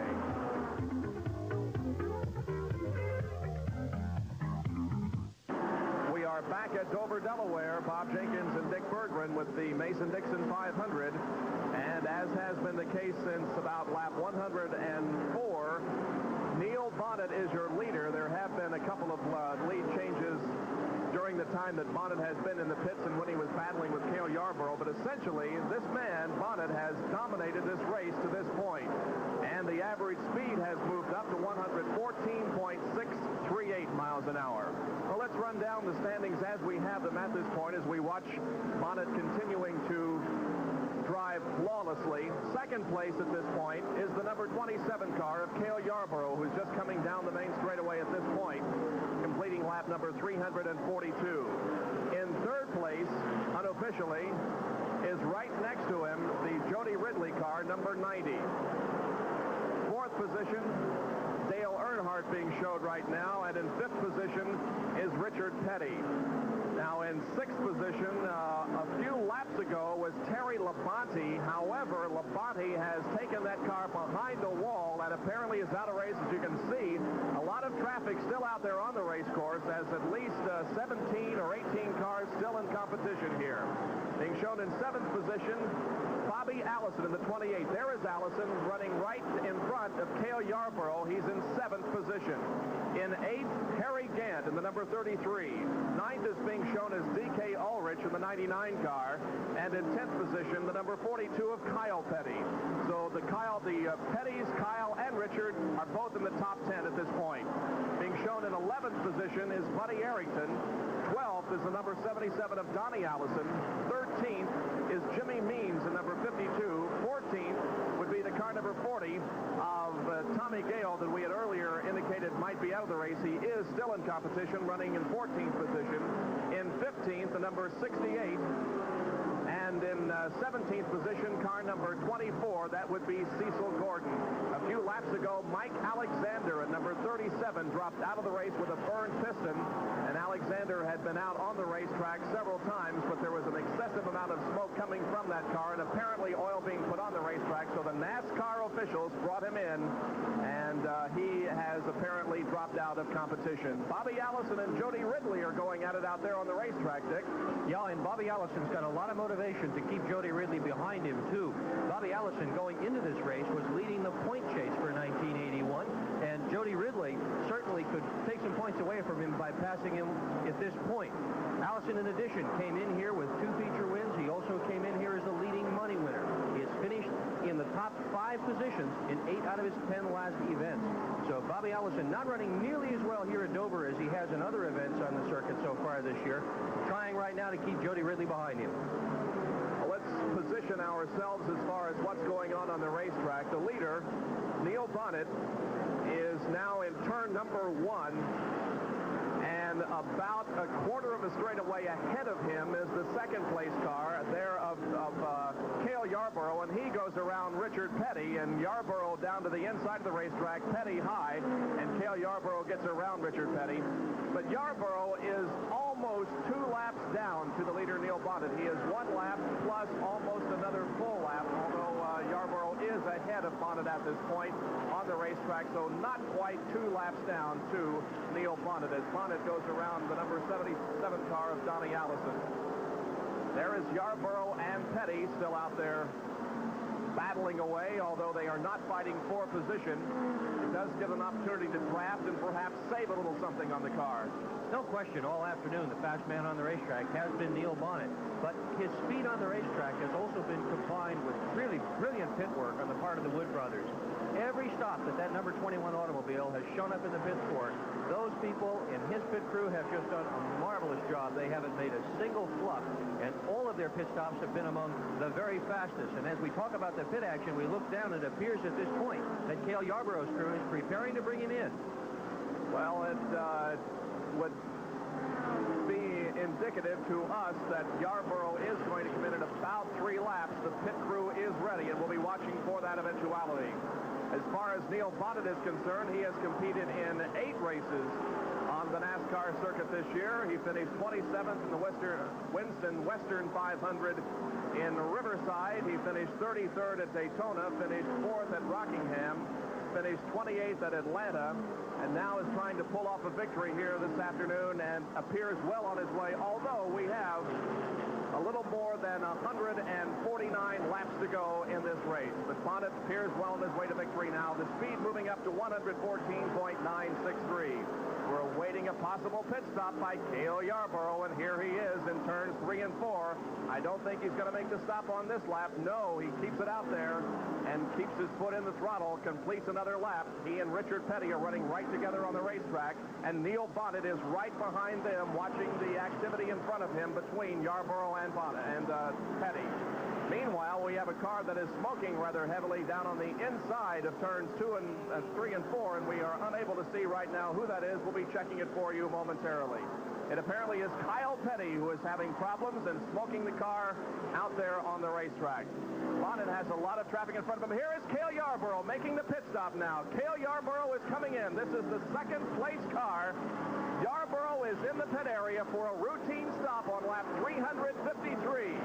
You can see the crew going to work on the car. The windshield being washed off by one of those who does the service behind the pit wall. The tires are on the right side. The fuel is in, and Cale Yarborough moves back out on the racetrack. Yarborough did not lose very much ground, although we are under a green, and of course he will lose some distance, but it was a good pit stop for Cale Yarborough. Sure was. They've also done a fine job this afternoon of keeping Cale Yarborough on the racetrack as much as possible. Meanwhile, Kyle Petty went back into the pit area and behind the wall, and it says that his day is most likely over. That would make it 9 out of the last 11 starts that Kyle Petty has failed to finish. He certainly has not had a good year. That pit stop by Cale Yarborough took only 14.5 seconds. How's that for 2 right side tires and a tank of fuel in 14.5 seconds? Yarborough is still second, though, running down to the leader at this point, Neil Bonnet, with 355 laps to go. Back with more of the Mason-Dixon 400 from Dover Downs International Raceway is Dale Earnhardt is in the... We'll be back in a moment. Vincent Dick Berger back at Dover International Speedway, where we're seeing some great racing out there on the track deck. It isn't for position, but Neil Bonnet has gone around Cale Yarborough, and now Cale is 2 laps down to Bonnet, but I'll tell you, they dice back and forth as close as you would ever want to see for a couple of laps, and Bonnet finally got him coming off turn number 2. It was an extremely important pass, Bob, because now, at this late stage of the event, Neil Bonnet has added some real insurance. He now has 2 miles between himself and the second-place car, and that is a very comfortable margin to have. Cale Yarborough tried desperately to keep Bonnet behind him, but unfortunately for Yarborough, his car is just no match for the speed of Neil Bonnet. And indeed, he's just been passed now by Harry Gant's car. Well, he's still in second position, however. Let's make sure that's clear. Yeah, right. And running in third right now is Jody Ridley in the number 90. Both Pettys are out of competition. Kyle Petty dropped out a few laps ago, and not too long after that, Richard Petty pulled his car behind the pit wall, and it is all over for both of those race drivers. And it was a tough break for Richard because he was running in 4th position at the time that he dropped out of the event. They both went out from the same reason as well. They both had engine trouble. We're not sure yet whether the engine trouble is identical on both cars, but the Petty clan has had problems with engines this year. Now we're watching Neil Bonnet and Harry Gant run side by side. And we have, I believe, Richard Petty down in the pit area with Ned Jarrett, and we'll be going down to Ned with an interview with Richard. Ned? Richard, both of the SCP cars are out of the race. What's wrong? Well, I don't know. I think Kyle must have had engine trouble. I don't know, because it just happened. I just cruised along there, not running too good, not running too bad. Within a couple of laps, I think pumped all the grease out of the rear end. The rear end went out. Broke one of the swivel fits on the rear end housing. And, I don't know what broke it. It's one of them things. Richard, the SCP Petty crew have been known over the years to repair their cars as good as anybody in the business, but we've seen you have more trouble this year than ever before. Well, we got a couple of wrecks. That wasn't a whole lot of deal, but, that's brand new fittings, brand new rear end, brand new grease, brand new seals, all that stuff. What do? You put it on, and you hope it'll last, and it just didn't last enough. Well, it just didn't last. They tried, but it wasn't to be here today. Well, it's nice that Richard would come over and talk with us anyway. I'm sure he's very disappointed, but always willing to talk with us. Thank you, Richard, and we'll see you along the line, I'm sure.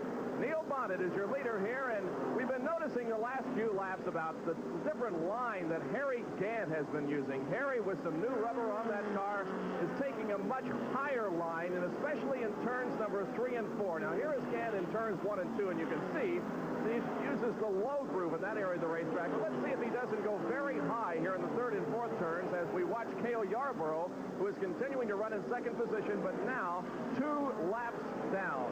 Yarborough 2 laps down to the leader. Jody Ridley in third place is 3 laps down. 4 laps down in fourth place now is Bobby Allison. And in fifth position, also 4 laps down, the number 2 of Dale Earnhardt. So it's pretty much Neil Bonnett's race at this point with just a little bit over 100 laps to go. We've got 109 laps to go. Here is Harry Gant now in turns 3 and 4. Not quite as high as he was a few laps ago. He's down just about in the middle of the racetrack now. Perhaps the tires heating up just a little. But we have been noticing throughout the afternoon that Gant using the much higher line in turns 3 and 4. Neil Bonnet, on the other hand, has been running that turn very, very low. In fact, if anybody is running the racetrack lower than Neil Bonnet, we really haven't seen him. He's been dropping down almost into the infield line when he goes into turns 3 and 4, lower than any other car. Neil Bonnet coming off of turn number 4 onto the main straightaway, completing lap number 393. Bonnet, you can see, sweeps off of that fourth turn, comes way high out by the outer guardrail, and then dives down into turn number 1 again.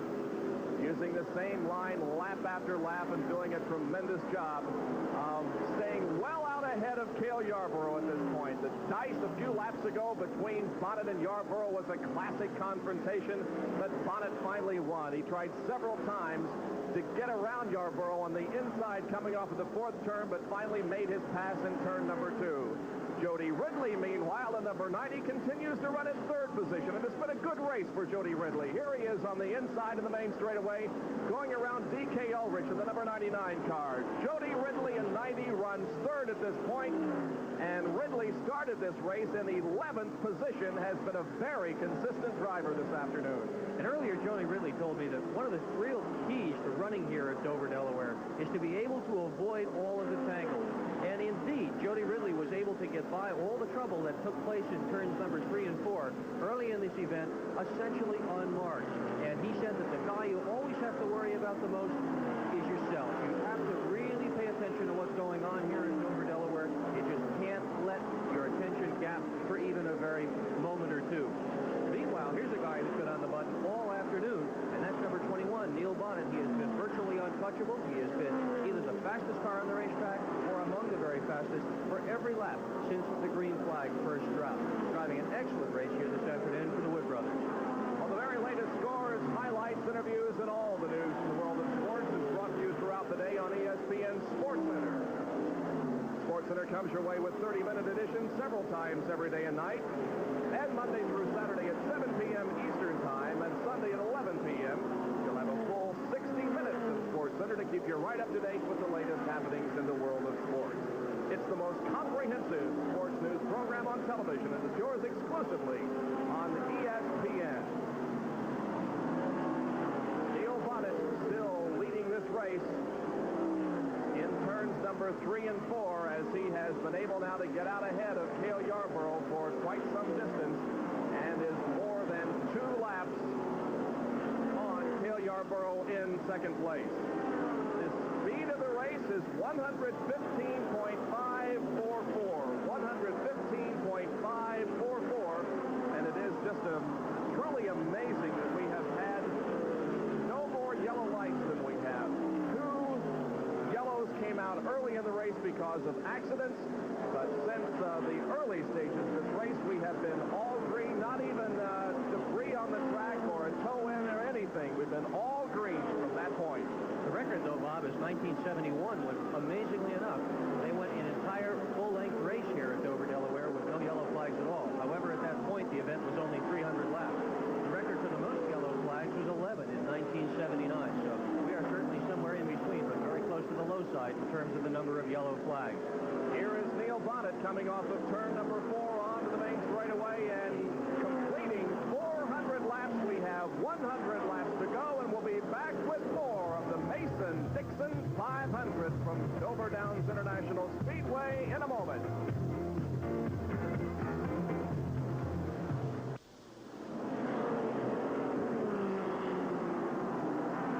The leader is on pit road as Neil Bonnet screeches to a halt in front of his pits, and now work is being done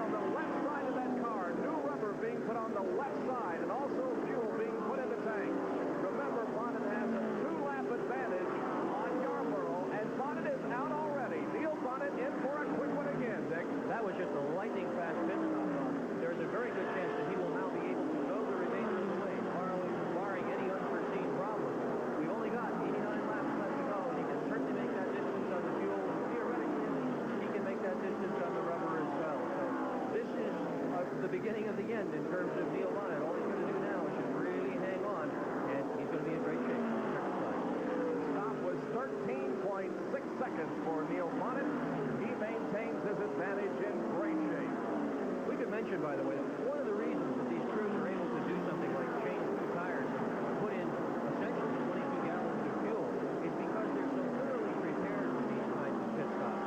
They glue the lug nuts, for example, on the wheel so that when they put the wheel up onto the car, the lug nuts automatically fall into place and they don't have to start any of the threads. They just bang away at it with air-driven impact wrenches, and that makes the tire changes extremely fast. The fuel cans have got special openings on them so the fuel jumps in extremely rapidly. Those openings are set up in such a way that it's almost impossible for any amount of fuel to spill. And it's all set up to be as fast as possible. The jacks are light, they're easy to carry, they're work done, so they will jack the car up as rapidly as possible. And in addition, most of these teams, particularly teams like the Wood Brothers, have been together doing this for a long time. They get very, very good at it.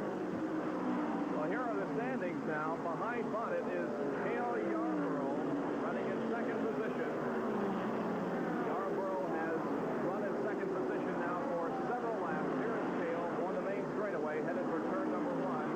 Yarborough has been in second position for several laps. And Jody Ridley in the number 90 car is running in third position. He's been in third position for quite some time, although he is 3 laps down on the leader, Neil Bonnet.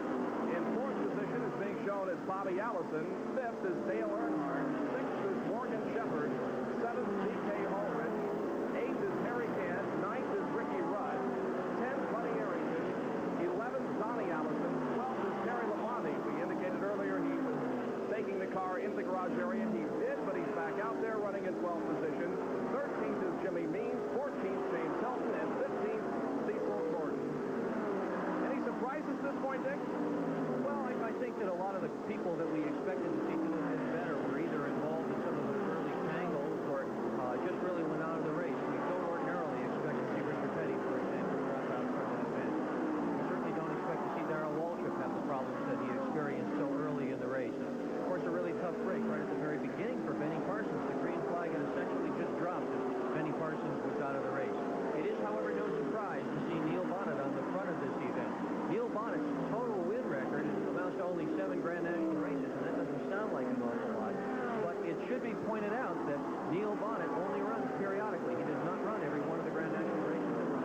Donnie Allison is the car in the pit area right now. They're again changing the left side rubber on that car. Donnie Allison in number 77. And the tires also being checked on the right side of the car, and they're being changed on the left side. Here is Neil Bonnet continuing to dominate this event. At this point in the season, Neil ranks 20th in terms of amount of money won.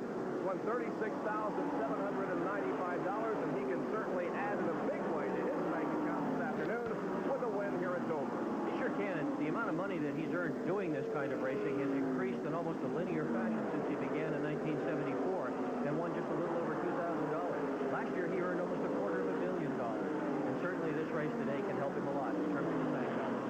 Neil Bonnet has apparently made his final pit stop and now will be able to go the distance and complete the win here this afternoon. Will he do it? Well, we'll find out in just a moment.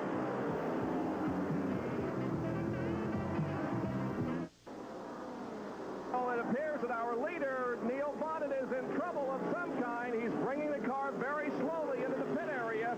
He's going to stop right in front of us. Let's see what the problem is. This is not a routine pit stop. He made his final, or what we thought was to be his final pit stop several laps ago. This is not routine.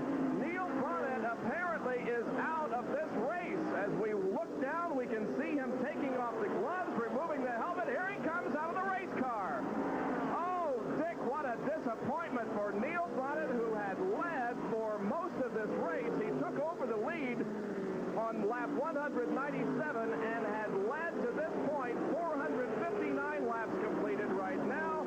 A heartbreaking day for Neil Bonnet. Indeed, it really is. Seldom in Grand National racing is an event so thoroughly dominated as Neil Bonnet had dominated this event today. But as we said earlier in the broadcast, another car can be a lap or 2 laps down and still be able to win the race. And right now, the car of Cale Yarborough is in the lead. He was 2 down. Ned Jarrett is with Neil Bonnet in the pit area. Ned. Neil, what happened? I don't know, Ned. I had a pretty big lead there. Just pacing myself. Backing out early, going down the corner down there, and all of a sudden the motor just cut completely loose. Boy, that has to be disappointing. You're running so well, had such a big lead. Ned, you know, all year this whole season's been like that.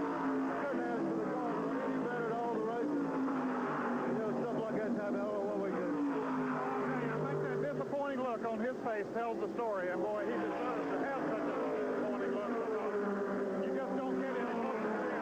Run as well as he did, and that's near the end of the race. Well, I'll tell you, whether you're a Neil Bonnet fan or not, you have got to feel tremendous disappointment for him. Oh, boy, this is just unbelievable. He was 2 laps ahead of Cale Yarborough, and now Yarborough in the number 27 is in the lead. But, boy, for Neil Bonnet, what do? You can't do anything. It's your basic definition of a heartbreaker. Oh, unbelievable. Well, Cale Yarborough is your leader at this point then, and Jody Ridley will move into second position. In third would be... Second position will now be Bobby Allison. I beg your pardon. Allison is shown in second at this point. Jody Ridley is third, and Dale Earnhardt running in fourth position. There's Ridley, the third place car at this point.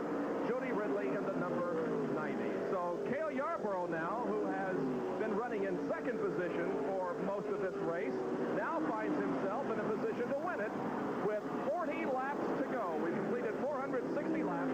The average speed of the race, 116.817. And now the question is, can Cale Yarborough go the distance? Well, they call this place the Monster Mile, and indeed, it takes its toll on equipment, as Neil Bonnet just found out. That automobile had been running to perfection, the pit crew had been working to perfection, and all day long, Neil Bonnet seemed to have not made any mistakes whatsoever.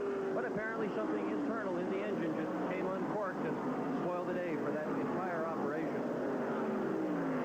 Well, several things have happened since we talked with you last. Several cars have dropped out of competition, including Richard Childress. The number 40 car, which has been driven all afternoon by Tommy Gale, came in, went to the garage area. Not only did they make some changes on the car, but they changed drivers. And Dick May is now driving the number 40, started in this race by Tommy Gale. There is the Neil Bonnet car being pushed back to the garage area, and it's all over for Neil Bonnet. But it's not all over for Cale Yarborough, as now he realizes that he is in the lead and only has a little more than 30 laps to go to pull off the win here at Dover International Speedway. The third place car is Jody Ridley. Now he apparently has gone around Bobby Allison, and Jody Ridley is running in second position. And for Ridley, it's been a good afternoon. He started in 11th position and has worked his way up to second. It is extremely difficult. There's the third place car, Bobby Allison. It's extremely difficult to score a race like this because of the distance of the race and the fact that the cars come in and they make pit stops at various times.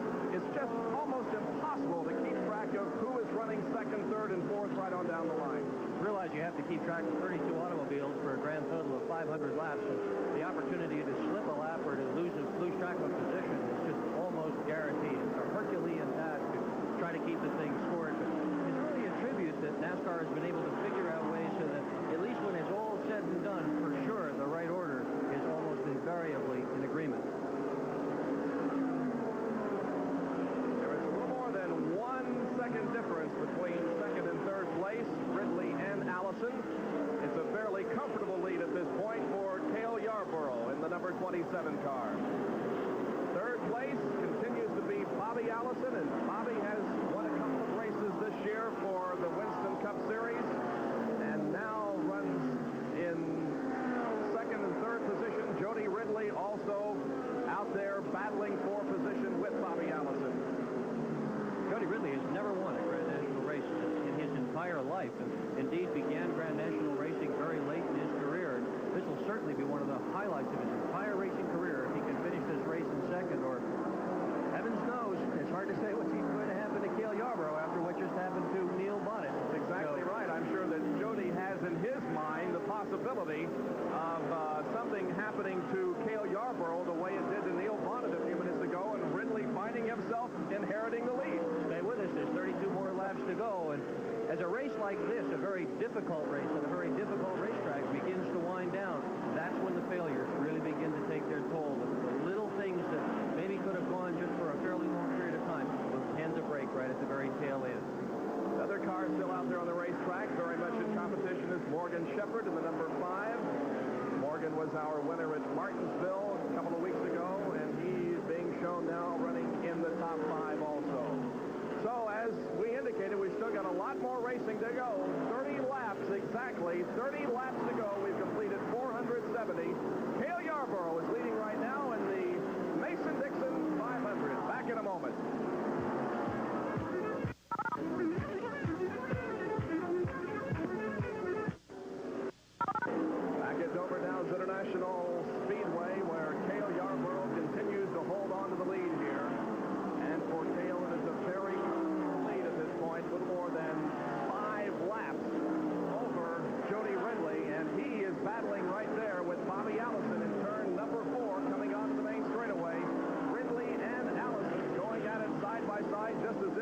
battling for the lead. It was the early stages of the race.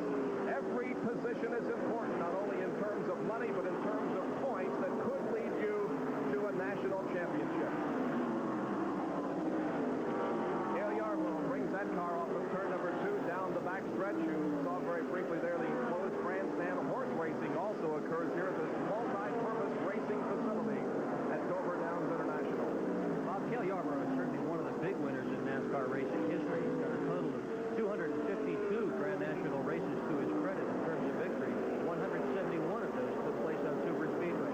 He's won 3 events here at Dover, Delaware, and today is looking for number 4. One of the real hard chargers. They talk about a race driver being tough, and this racetrack takes a tough race driver. Cale Yarborough is certainly the kind of man that they have in mind. He's short and height. He's not very tall. He looks a little bit stocky. Maybe when you look at him from a distance, he almost appears to be overweight. We can assure you that there is no overweight on Cale Yarborough. He is just absolutely built like a forklift truck. He's one tough customer. In the previous races this year, Yarborough has done well. In the Daytona 500, he finished in 8th position. At the Carolina 500, he finished in 2nd position and is looking to walk off with the victory here at Dover. Bobby Allison continuing to battle out there with Jody Ridley for a position, but for right now, our attention is focused almost entirely on the leader, Cale Yarborough. Yarborough does a whole lot more than race. Many of the drivers who are competing here this afternoon in Dover, Delaware, are just full-time race drivers, and we should point out that these fellas don't show up on Sunday morning or Sunday afternoon and just strap into the race car. Generally speaking, they're at the racetrack on sometimes even as early as Wednesday, certainly by Thursday or Friday, and spending all day long practicing with the race car and trying to get it dialed in and get it working properly. And Cale Yarborough is no exception, except he does not run the full schedule. We're noticing some activity now in Cale Yarborough's pit crew in his pit area at this point, and it appears as though they are preparing for a potential pit stop.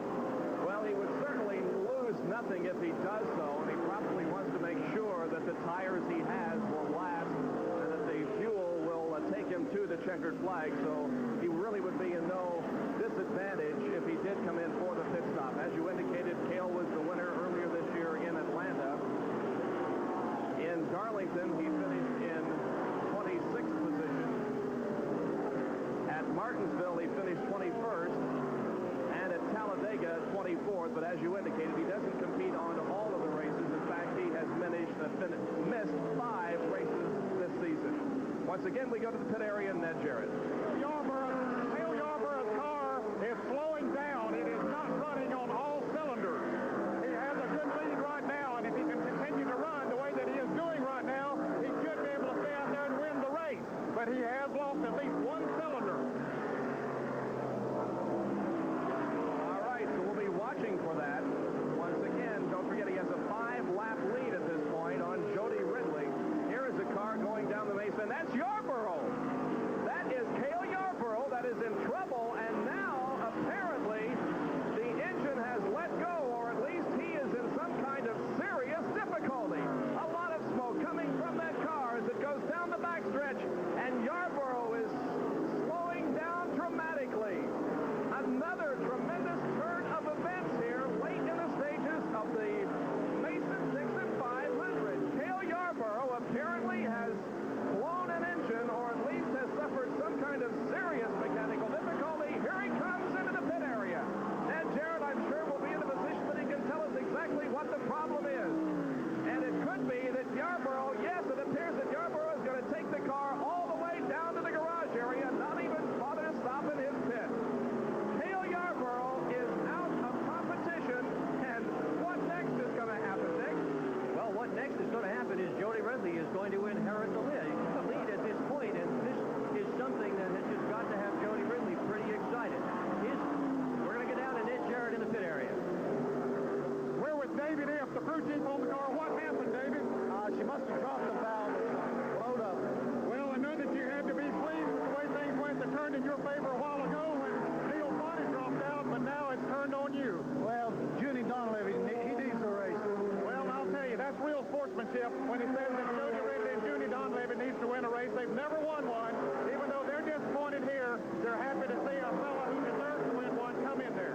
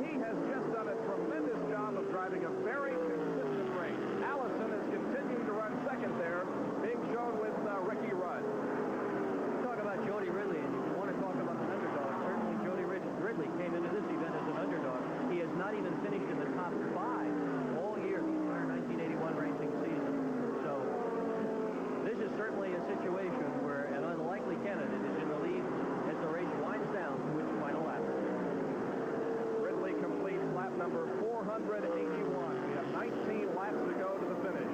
19 to go with Ridley in the lead and Bobby Allison running second. Dale Earnhardt is in third position.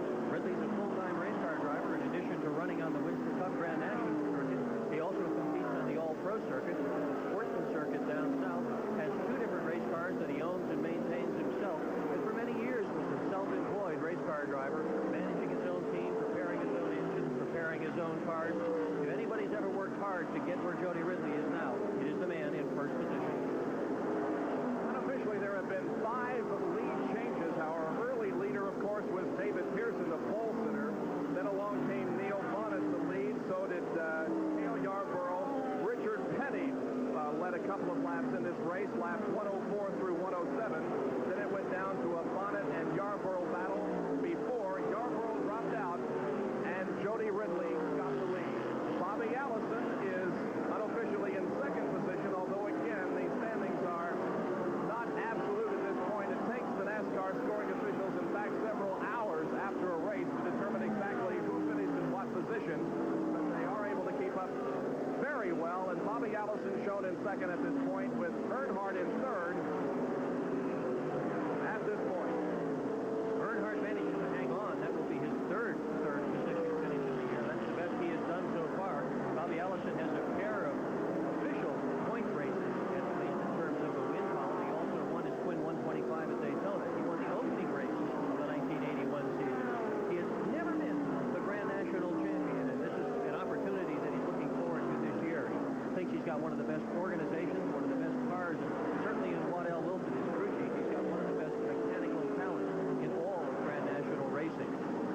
And there are those six that are among Bobby's fans that think that he was kind of given a raw deal at the beginning of this season with the configuration on that race car. Let's talk a little bit about that. Sure. At the very beginning of the season, Bobby Allison and his crew came up with a very unique race car. They came up with a Pontiac Le Mans that had a very different roof line and somewhat different nose line to it. Many of the competitors at Daytona thought that he was somehow or another gaining an unfair advantage with the car. Eventually, NASCAR decided that they were going to slow it down a bit, and they trimmed the sides of the rear spoiler, which, in Allison's opinion, made the car unstable and unsafe. Many of Allison's fans thought that somehow or another that was a vendetta against him, trying to keep him out of the win column, which of course it really wasn't. NASCAR officials try very hard to be as fair as they possibly can.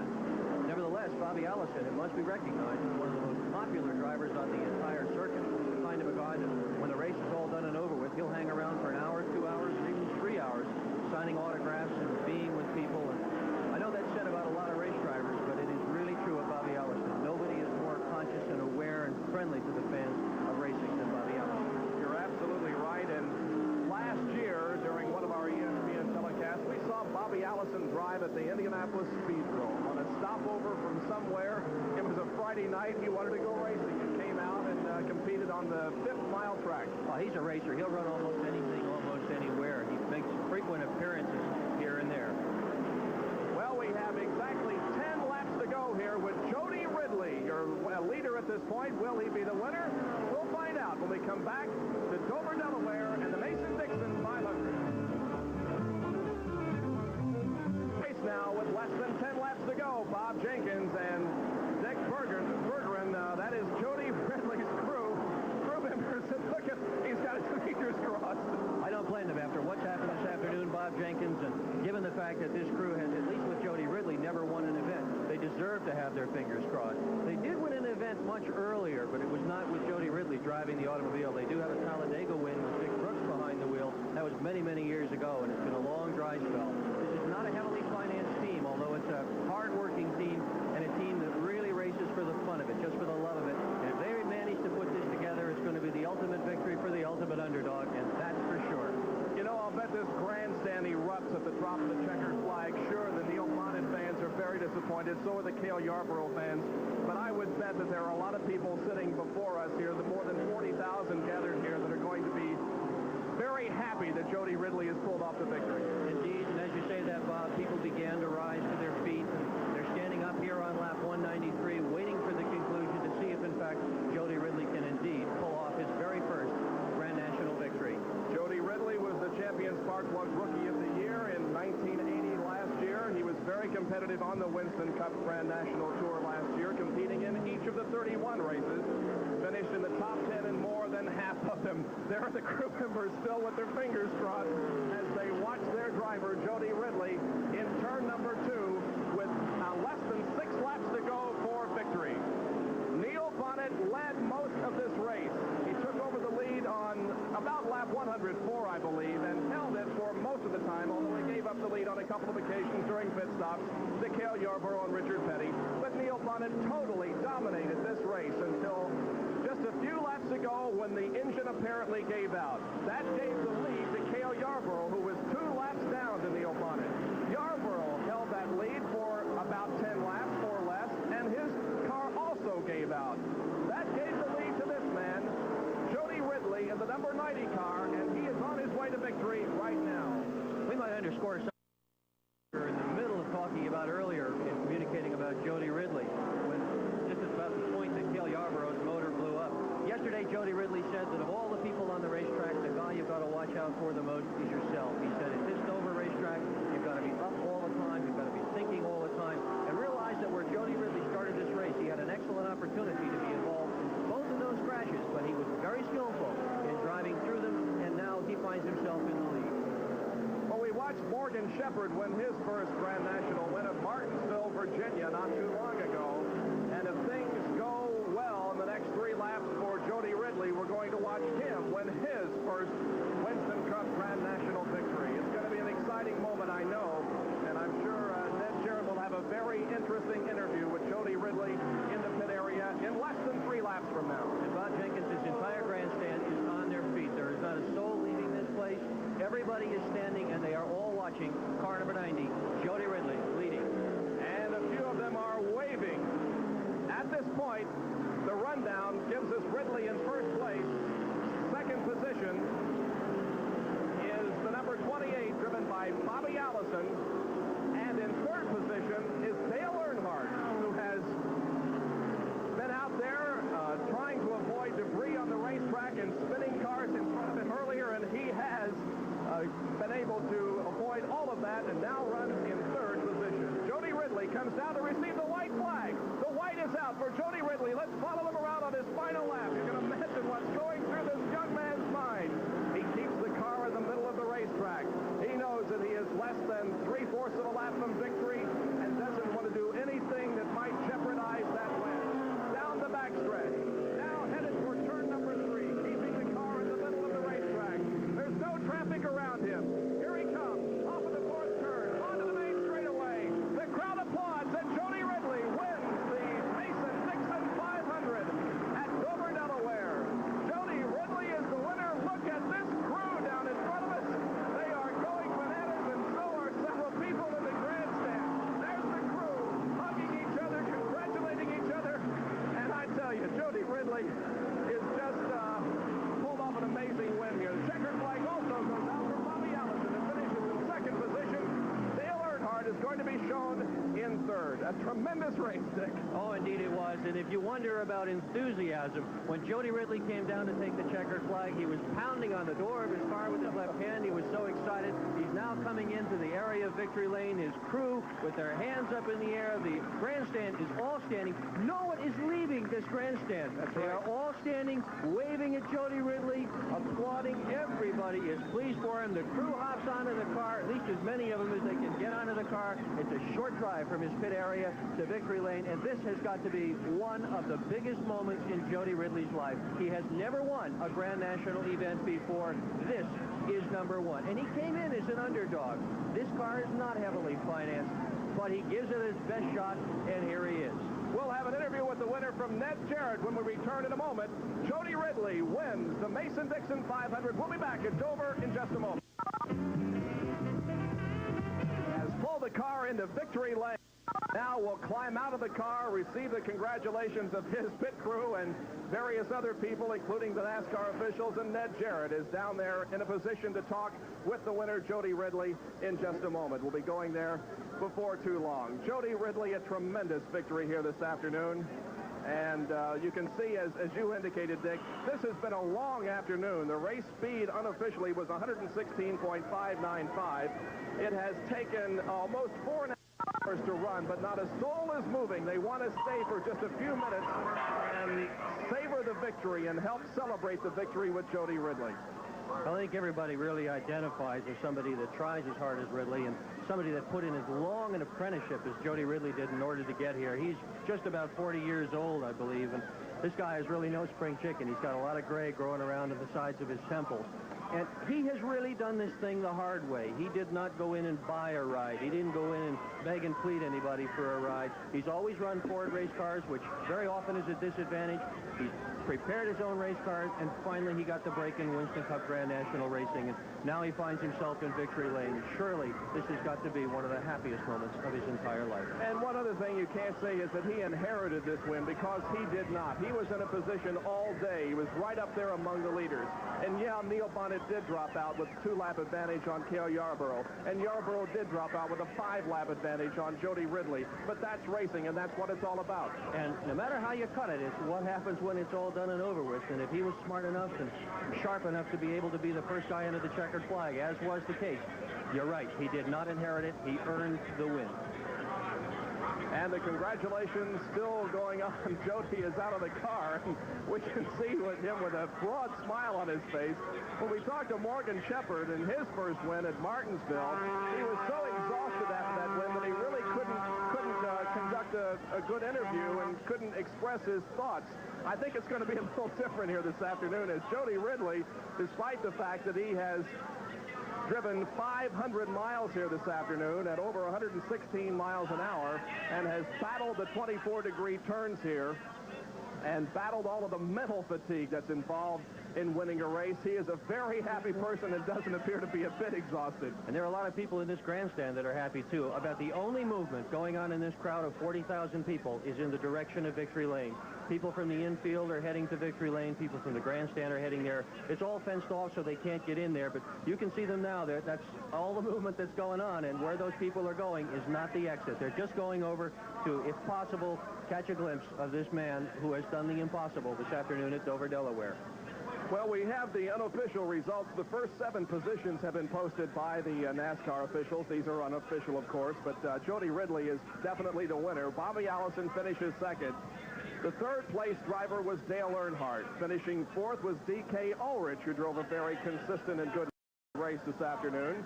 Finishing in 5th position was Morgan Shepherd in number 5. 6th was car number 33, Harry Gant. And 7th was the number 67 car driven by Buddy Arrington. We've just gotten the word that Junie Dunleavy, his car owner, never told Jody Ridley that he had the lead. Unbelievable. He saw it on the scoreboard and didn't believe it. I'll bet that's the case. Certainly, Junie Dunleavy must have had some idea in terms of strategy as to why he did that. The winner, Jody Ridley, here, having not inherited but taken over the lead when Cale Yarborough dropped out. And now we're about ready to go down to Ned Jarrett in the pit area, who's with our winner, Jody Ridley. Well, thank you, Bob. It's a happy occasion here in Victory Lane. Jody, congratulations on that first Grand National win. Thank you, Ned. And, you know, like you said before, I'm just proud for Junie and all the crew. They worked so hard all these years, and, you know, it's strictly volunteer. And, man, they did a super job today. And, man, I don't know what to say. I really don't. I understand that he didn't tell you that you were actually in the lead. Well, if he did, I didn't understand him. The radio was cutting up with me, but he said he didn't want to mess me up, so he didn't let me go ahead and run. When you finally looked up the scoreboard and realized that, what were your thoughts? Well, I seen it was 10 laps to go, and I really didn't believe it. And, you know, I looked a couple laps later, and it was still there, and I said, man, I must be leading this thing. There was never any doubt in your mind but what you was going to win in this division. Well, I tell you, we weren't the fastest car here today, but I knew we could keep plugging, and sooner or later we were going to win one, I can tell you that. Well, his wife, Margaret, is here with him. I know that you're proud. Oh, I am. Is this your biggest win thrill ever? Oh, man, Ned, it's got to be by far the biggest thrill. I've won probably no telling how many races, but nothing compared to this. Well, to any stock car driver in the world, winning a NASCAR Winston Cup Grand National race has to be their biggest thrill when they do it the first time. We'll be back at Dover International Speedway in just a moment.